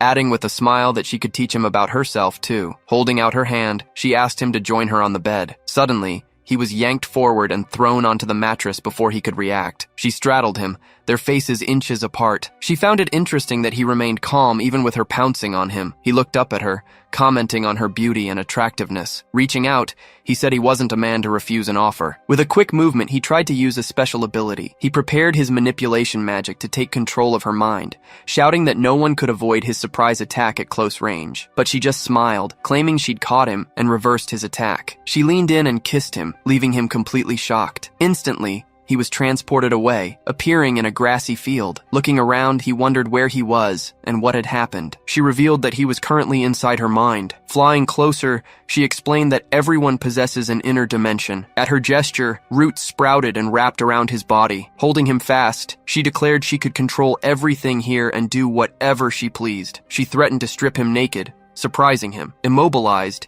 he felt his body reacting to the roots against his skin. Smiling, she asked if it felt good and continued to taunt him. Then she transformed, revealing a more ethereal, powerful form. She revealed her plan. She would make his very soul desire her. Trapped, he gritted his teeth, trying to resist her power. Sensing his resistance, she brought her face close to his with a curious look. She questioned why he stopped, asking if he wanted to maintain his innocence. Looking into his eyes, she suggested he was afraid of making connections. Turning his face away, he told her to shut up, trying to deny her words. But she realized it wasn't fear, it was something else entirely. Suddenly, a strange, dark substance began to emerge behind her. Surprised by the raw power, she stared at the manifestation, not understanding what was happening. The substance violently broke the roots holding him. It crept along the ground toward her like a crawling shadow. Then it surged up and covered her mouth, silencing her completely. Yelling at her to shut up, he revealed himself as the source of that power. She wondered if he was corrupting her mental world with his power. Watching the darkness spread, she couldn't understand how a human soul could achieve this. Free from his bonds, he revealed that he too was an expert in control. Scene change. Aaliyah noticed the bedroom door was unlocked. Announcing her return, she lectured that he should always keep the door closed. But upon entering, she saw Fluss on top of Inori on the bed. With his mouth covered, he tried to assure her that everything was fine. Aaliyah stood frozen, not understanding the scene, just watching the two together. Gripping her dagger, she debated whether to attack or retreat. The small creature escaped his lips and tried to flee quickly. Hitting the floor, she returned to her original form, totally confused. He then forcefully spat, sending her tumbling away. The little fairy cowered on the floor, terrified. Crying, she revealed she had been ordered to get close to him and lower his guard. Through tears, she said he fought back and dominated her, revealing herself as Sylph. He asked if she could go around telling everyone everything, and she replied that Hyen was the one who ordered it. Holding the small fairy, he questioned if this supreme goddess was the same one from the church. He realized the goddess had come after him very quickly. With a serious look, he ordered her to tell him everything she knew about the goddess. The little fairy trembled with fear at his command. Yet with a defiant look, she claimed she was a noble spirit and wouldn't talk. He said he could force her, but he had a better idea. She realized he knew nothing about spirit magic and thought she could deceive him, but suddenly she panicked, saying she couldn't use her magic anymore. Later, sitting in the forest, he and Aaliyah talked with the little fairy. He asked if she was admitting to being useless, and she told him to shut up. Clasping her hands, she blamed his stupid control ability. He wondered why his control was working on her, a living being. Even without understanding it, he decided to accept that the ability worked for now. He asked where he could find spirits, and she replied that they were everywhere. She revealed they were nearby, which was how she found him. Looking serious, he realized they could spy on him using spirit magic. He asked her to use her magic so they could see them. With a flash, her magic revealed several small spirits in the forest. Surprised, they observed the spirits, and she confirmed the magic worked. Aaliyah praised the fairy, saying she was amazing for being able to do that. A little embarrassed,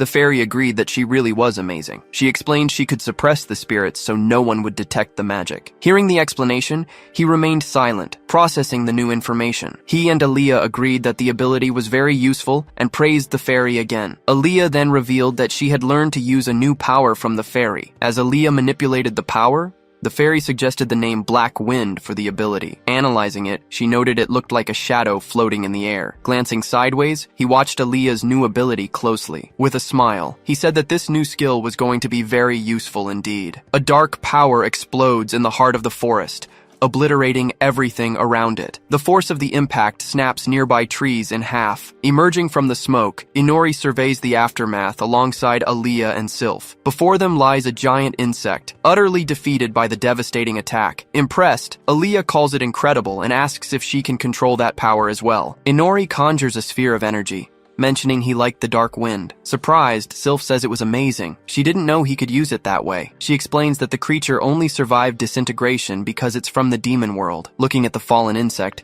she notes that place is its only natural habitat. Inori asks if this is unusual, and Aaliyah confirms it is. Thinking for a moment, he likens it to a fish out of water, seeing one for the first time. Aaliyah then asks Sylph if she's ever been to the demon world. Pointing around, Sylph says the forest spirits are all agitated. He replies that he can see them, but doesn't quite understand what's happening. Explaining the situation, Aaliyah reveals that these lands are protected by the Templar Knights. She adds that she understands the fright, since a creature like that shouldn't be here. Silently, Inori continues to observe the destroyed forest around him. He wonders which hole that creature could have crawled out of. From afar, glowing eyes beneath a hood watch their every move. Standing on a cliff, the hooded figure continues to watch them from the shadows. Scene change. The blacksmith announces that the blade he requested is ready. Holding the new sword, Inori is impressed to see its detailed stats. Aaliyah comments that the weapon seems easy for him to handle. Handing over payment, he mentions hearing about the move and says he'll miss the place. The blacksmith confirms that Inori is his last customer before relocating. With a smile,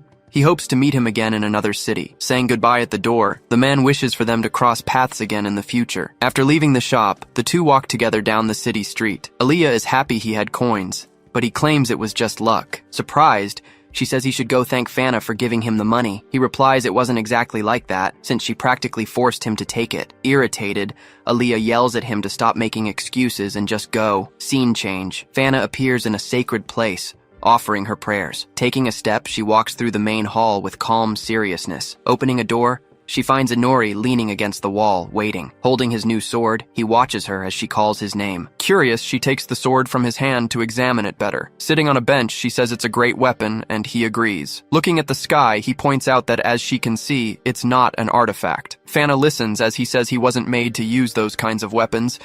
He adds that he'll never be able to use artifacts no matter how much he trains. With a slight smile, she just watches him finish venting. Fana then asks if he no longer wants to train with her. Complaining, he says he never liked it to begin with, surprising her. Inori explains he knows it's useless, so there's no reason to continue. He says he doesn't want to waste her time. Laughing heartily, Fana admits she already felt he'd never truly succeed. Then she promises to stay by his side until he gets strong. With no response, Inori just stares at her in complete silence. With a confident smile, she keeps looking directly at him. Closing his eyes for a moment, he calls her very stubborn. With no choice, he decides to resume the useless training, leaving her excited. Scene change. Inori analyzes a woman, declaring she's definitely a virgin. He immediately asks about another, claiming she must be a virgin too. Suddenly, Inori spits out his drink at the knight's comment. Laughing hard, he praises Mask's good instincts. Mask justifies himself by mentioning the church. It's revealed that the two have started going out drinking occasionally. Hearing Mask's explanation, Inori falls silent for a moment. He then points to someone, asking for Mask's opinion on them. Just then,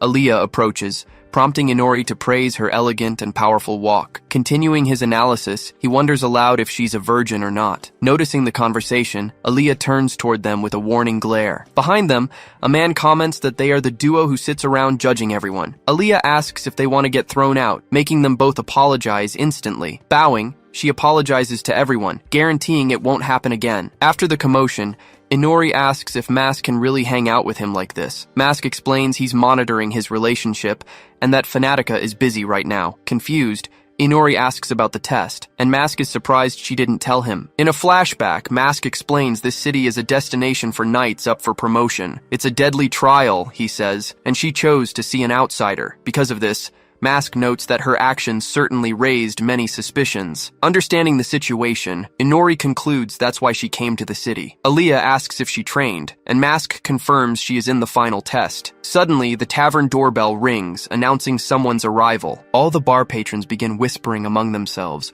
looking towards the entrance. Footsteps are heard as a figure approaches the center of the room. Standing by the door, an elderly hooded adventurer watches the group silently. Smiling, Inori says he arrived just in time and asks for some help. Looking at him, the man says he can see Inori caused the mess himself. Inori complains he has no honor, while Mask apologizes for the trouble. Deciding to leave, Mask announces he needs to go now. Turning to Aaliyah, he promises to apologize again at their next meeting. Inori then asks the man to apologize to him too for what happened. Advising the boy, the man says it would be wise not to befriend Mask. Inori replies that the tavern folks seem to hate the man more than they hate Mask. Raising his hand, he signals the waitress that they are ready to order. From the shadows, Sylph asks how he can remain so calm near that man. She feels an overwhelming urge to flee from him even while hidden. Cowering, she explains that everyone's instinct screamed to avoid him. Terrified, she warns that he detected her presence, shocking Inori. The man reveals he sees Inori's new high-level spirit friend. Seeing his reaction,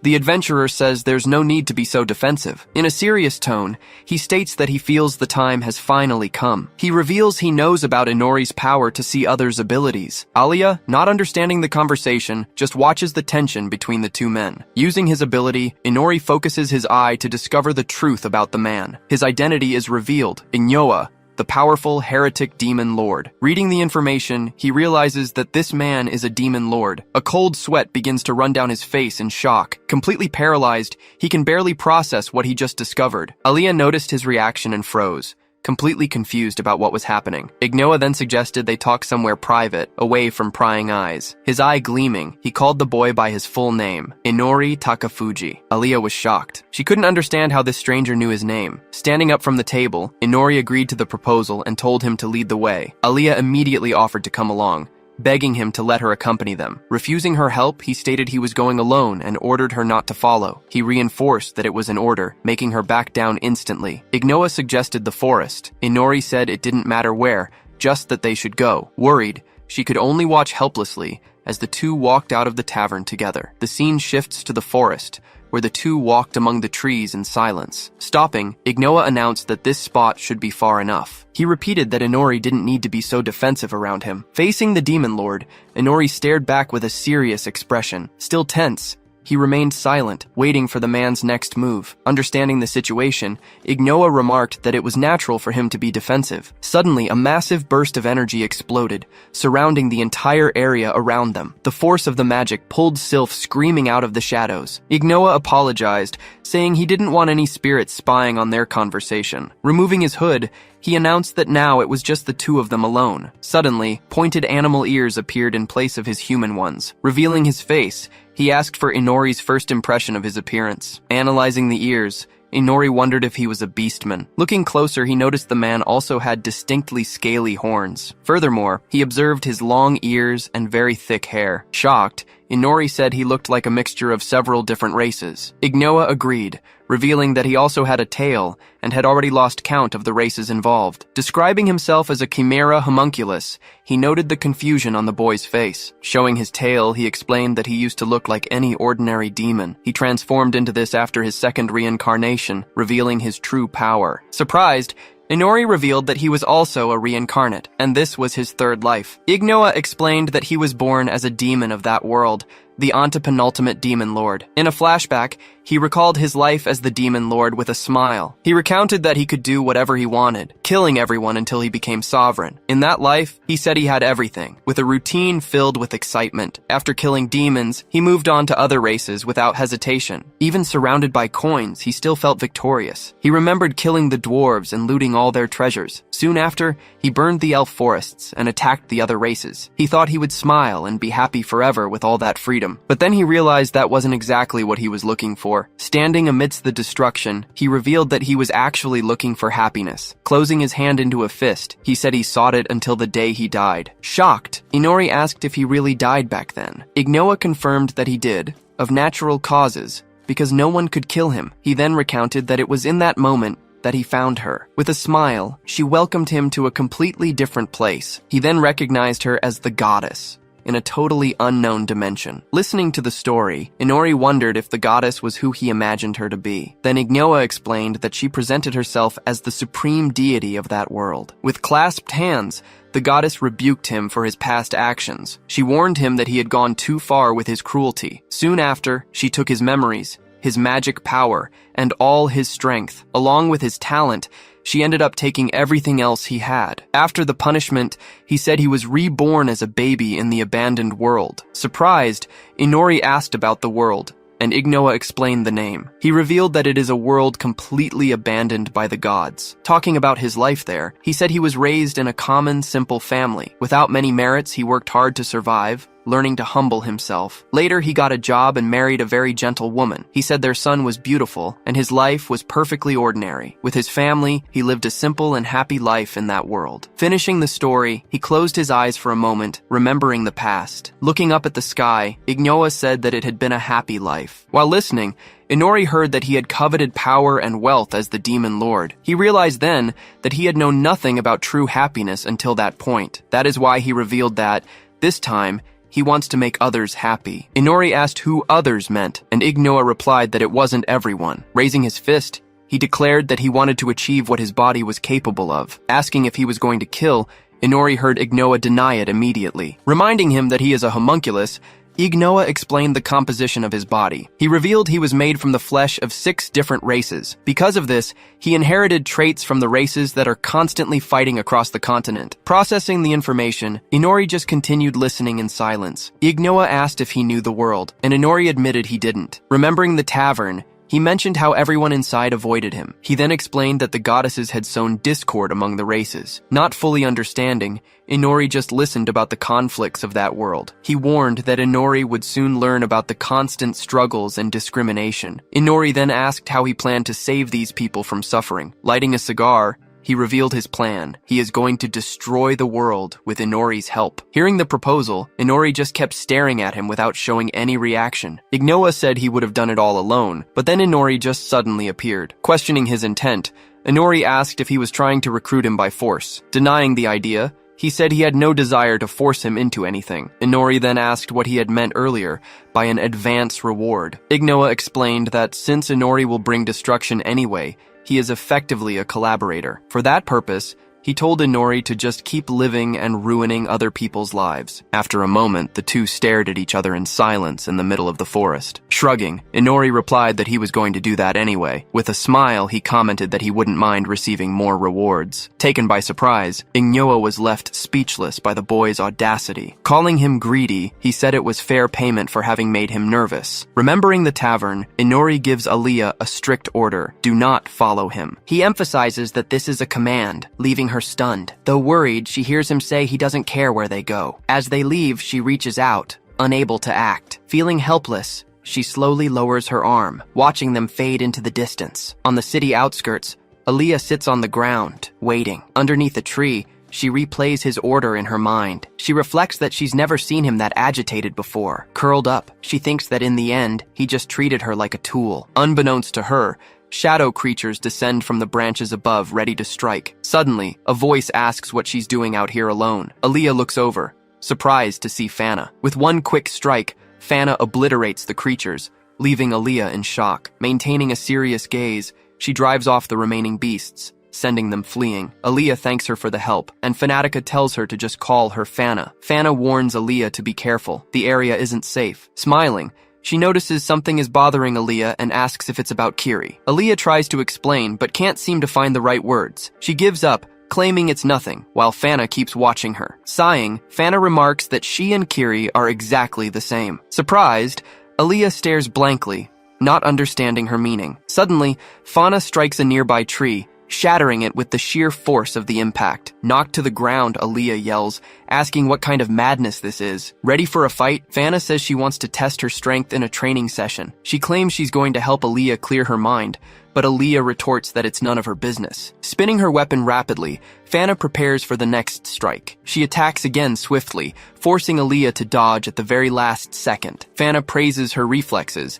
while Aaliyah screams for her to stop. Changing the subject, Fana asks if Aaliyah believed in the gods when she was younger. Still confused, Aaliyah simply answers no, not understanding the question's purpose. In a flashback, Fana remembers her mother praying to a statue daily, though she never pressured Fana to join. She reveals that demons attacked her village, and her mother died protecting her. Surrounded by the creatures, Fana gave up trying to run and accepted her fate. Praying for the first time, she begged to be reunited with her mother in heaven. Just then, a divine figure appeared and saved her from the horde. Fana admits she doesn't know who saved her, surprising Aaliyah. Smiling, she explains that day made her believe in the gods. She adds that she's no longer a helpless child and can save others now. Advising Aaliyah, she tells her to have faith and save Kiri too. Aaliyah replies that she did have faith she could help him with his problems. Fana shouts at her to stay by his side, no matter what. Yelling back, Aaliyah insists she wanted to, but had no choice in the matter. Fana slaps her across the face to snap her out of it. Worried, Aaliyah asks if Fana is okay after taking that hit back. Having received the blow, Fana turns her face silently for a moment. With a bloody nose, she praises the punch, saying Aaliyah is finally being honest. Spitting slightly, she falls back, declaring she's happy about this. Now lying in Aaliyah's lap, Aaliyah calls Fana a very bizarre person. Confessing her jealousy, Aaliyah reveals she felt Fana was too close to Kiri. Smiling, Aaliyah comments that Fana uses force even to console people. Fana just lies there looking up, listening to the confession. Aaliyah thanks her, and Fana jokes about feeling the thorn in her advice. That night in her room, Aaliyah waits by a bunk bed. Inori suddenly appears upside down, making her scream in fright. Dropping to the floor, he claims it was the fastest way here. Smiling, he mentions he gathered a lot of information to share later. Aaliyah looks at him and comments that it seems nothing major actually happened. He asks if she was worried, and Aaliyah admits she was. She says it would be too easy if he just died and provided a happy ending. Reflecting, he notes they don't even know if his death would truly free her. After a moment, he just keeps staring at her in total silence. Sitting by the window, Aaliyah looks out at the night with a faint smile. She asks why he went quiet, but Inori replies it was nothing. He then invites her to participate in a test to satisfy his curiosity about her. Although she agrees to help, she asks why he's smiling so strangely. He replies that she'll see soon,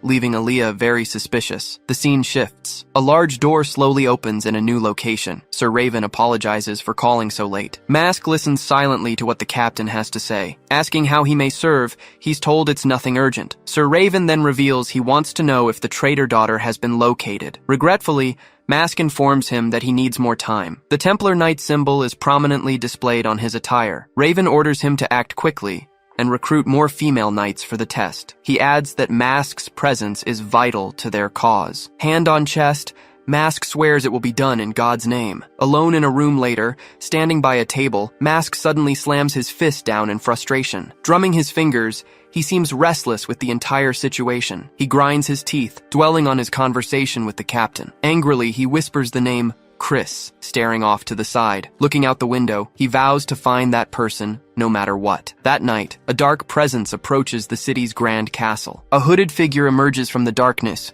leading an army of strange creatures. With a serious gaze, the figure scans the horizon, ready to act. Dissatisfied, the figure declares that this is not yet enough for their plans. They order the insects to grow in both size and number. With a gesture, the figure commands the monster army to devour the forest. The scene shifts, showing a staff as the next target is announced. The next day, the sun was beating down hard on the city rooftops. Back in the room, Aaliyah asked if he always slept this late into the afternoon. Carrying some shopping bags, Aaliyah explained that he's slow even when awake, so he sleeps a lot. Sylph realized the afternoon was the best time to get away from him. Arriving at a cafe, Sylph was surprised by Aaliyah's choice. Confused, she stared at what was placed in front of her. Surprised by the cake, Sylph asked what it was. Smiling, Aaliyah said she loved this shop, but Sylph warned her she wouldn't eat. Disbelieving, Aaliyah said she'd never met a woman who didn't like cake. Sylph explained that spirits don't need to eat like humans. Aaliyah asked if she had a favorite food, but Sylph denied it immediately. Surprised,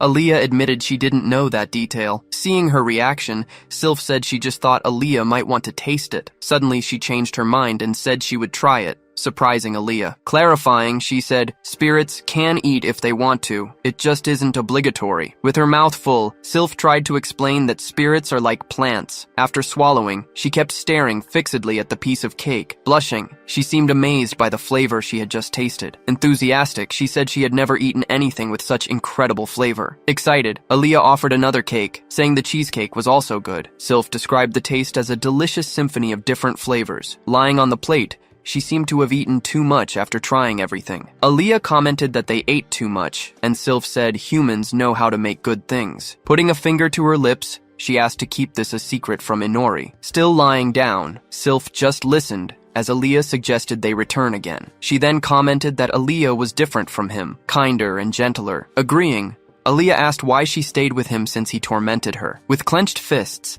Aaliyah declared that her goal was to defeat him one day. She revealed that Inori had saved her life once, despite everything. Completing the story, she said that in exchange, he bound her to his will. She explained that she was grateful he saved her life, but she warned that she would stay with him until she could surpass him one day. Sitting on the plate, Sylph just listened without saying a word. She then commented that their relationship was quite bizarre based on what she heard. Suddenly, a shadow portal opened on the cafe floor. A shadowy creature emerged, asking Aaliyah where the master was. Introducing them, Aaliyah heard the creature complain about being called Fenny. Sylph laughed and called him a puppy, making the creature threaten to devour her. Explaining his whereabouts, Aaliyah said Inori could be in bed or in the shadows. The creature then asked Aaliyah to accompany him to the forest in his place. Bluntly, the creature revealed that the place could no longer be called a forest. The scene changed, showing the place completely destroyed and lifeless. On the ground, only scattered animal bones could be seen everywhere. Arriving at the site, Aaliyah and Sylph were frightened by the scene of destruction. Looking at the horizon, Aaliyah realized the entire forest had simply vanished. Shocked, Aaliyah yelled that the trees, the grass, and everything else were gone. The creature warned that this was just one of many destroyed forests. Sylph realized that even the low-level spirits had disappeared from there too. She explained that humans couldn't scare off beings of that type so easily. Creating a pair of wings, Aaliyah shouted that they needed to investigate what happened. Then Aaliyah took flight, saying they needed more information about the attack. Flying over the site, the two continued to investigate the trail of destruction. The creature asked if Aaliyah could see anything from up high. She responded that she could see fresher tracks just ahead. Putting the information together, they determined the direction the entity was heading. Flying a bit further, Sylph said she heard spirit screams in that direction. Suddenly, Aaliyah shouted that she could see something moving beyond the hills. In the distance, a huge army of giant insects moved in a single direction. In the middle of the horde, the creatures advanced at impressive speed. Leading the attack, the larger insects cleared the way for the smaller ones. Running non-stop, they formed a cloud of dust wherever they passed. Seeing the creatures, Aaliyah recognized them as the bugs they had seen in the forest before. Scared, Sylph warned they would be seen and told them to fly lower. Descending, Aaliyah wondered if this was an uncontrolled frenzy of demons. She remembered this is a rare phenomenon that happens every few years. Noticing the direction, she understood the horde was going to a specific place. In a flashback, Aaliyah remembered the people of the city going about their normal routine. She remembered befriending the residents of Lagun. With a serious expression, she prepared to protect all those people. She explained that the city had repelled attacks before, but now it wasn't prepared. Worried, Sylph shouted that they needed to warn Inori about what was happening. Agreeing, Aaliyah told the two of them to find him and bring him there. The creature then asked what she would do while they looked for him. She explained that Inori is hiding his abilities and won't defend the city. With no time to ask for help, she realized she needed to act fast, alone. Elsewhere, the first princess and Nala appeared together in a flashback. Determined, Aaliyah announced she would try to hold back the army's advance alone. The creature said it had measured their strength and she had no chance. Ignoring the warning,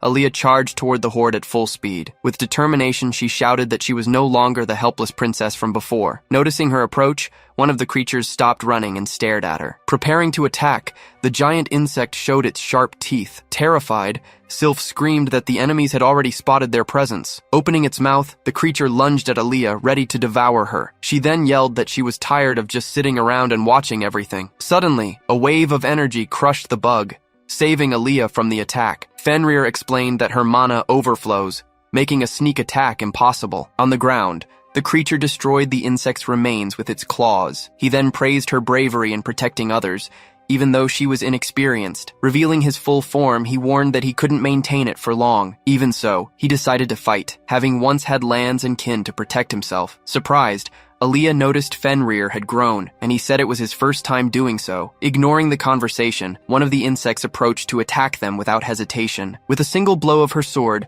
Aaliyah cut the creature in half. Impressed by the scene, Fenrir praised her incredible demonstration of skill. Excited, she accepted his offer and called on him to fight together. With a screech, the creature lunges to start the battle. Fenrir roars back, ready to face the horde of giant insects. The creatures stare him down, steeling themselves for his attack. A giant centipede descends from the hilltop, heading straight for Fenrir to strike. Fenrir advises Aaliyah to avoid getting surrounded and focus on thinning their numbers. She agrees to the strategy, readying herself to enter the fray at full force. They charge together, running headlong into the enemies without hesitation. Claws and sword flash as they begin tearing through every insect in their path. Watching from a distance, Sylph is awestruck by their battle prowess. Fenrir warns Aaliyah to make sure they're dead. They keep moving otherwise. Getting the message, Aaliyah prepares to finish off a beast in front of her. With a precise strike, she cleaves the insect in two, utterly destroying it, but she notices the sword is draining her mana faster than anticipated. Switching to magic,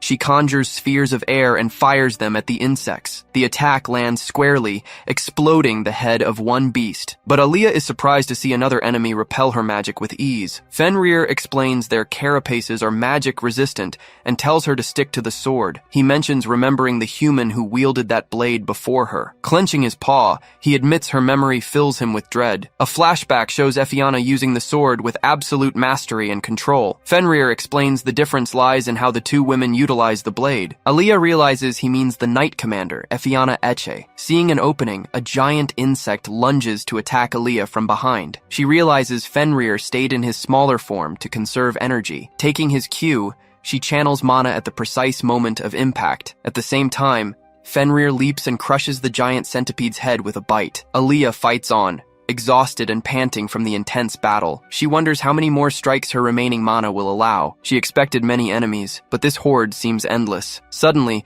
she feels her mana draining rapidly in the midst of combat. Seeing her fatigue, Fenrir asks if she's already reached her limit. Letting out a scream, she refuses to yield and keeps fighting. Then, a strange sound startles Sylph and even Fenrir. Without hesitation, Aaliyah bites into a chunk of one of the fallen insects on the ground. Announcing she's recharging her mana, she continues chewing on the beast's flesh. Horrified by the scene, Sylph screams that Aaliyah is eating the enemy. Fenrir laughs, noting that she drains blood to replenish her mana. Fighting in unison, the pair continues to carve a path through the monster horde. Unnoticed from afar, a hooded figure watches the entire battle. Extending a hand, the mysterious person begins controlling the creatures with their power. With a subtle gesture, the figure clenches their hands, finalizing the command. Suddenly, all the insects retreat from the main battle. Instead, they swarm towards Aaliyah. Confused by the sudden shift in behavior, Aaliyah is taken by surprise. The creatures begin crawling all over her body, completely immobilizing her. Fenrir shouts,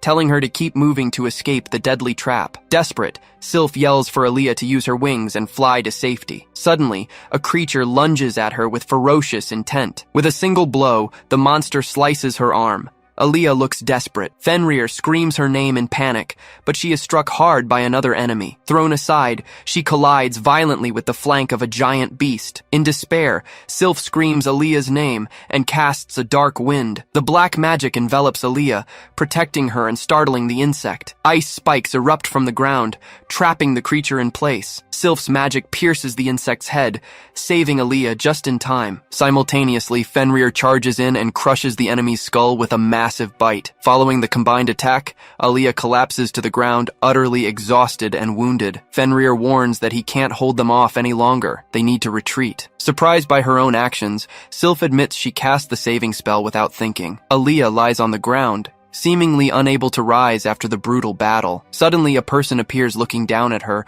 calling her name. Seeing Amanda before her, Aaliyah falls into a trance-like state. She lies there, watching the figure slowly approach. With a smile, Amanda notes that Aaliyah ended up here too, dying a pathetic death. She accuses Aaliyah of abandoning her to survive alone in the forest. Aaliyah replies that she nearly lost her mind because of that incident. Still lying down, she lets out a faint laugh, staring fixedly at Amanda. Confused, Amanda asks the reason for her laughter. With great difficulty, Aaliyah pushes herself up from the ground. She states that the real Amanda would never speak to her like that. Grabbing her sword, Aaliyah admits she's happy to see her again regardless. Smiling, she prepares to fight the hallucination standing before her. The image of Amanda just stares back, emotionless. Asking for forgiveness, Aaliyah confesses she was too weak to protect her in the past. Turning her back on the vision, she vows to change and become stronger. From a distance, Sylph watches the scene, confused by Aaliyah's behavior. Snapping back to reality,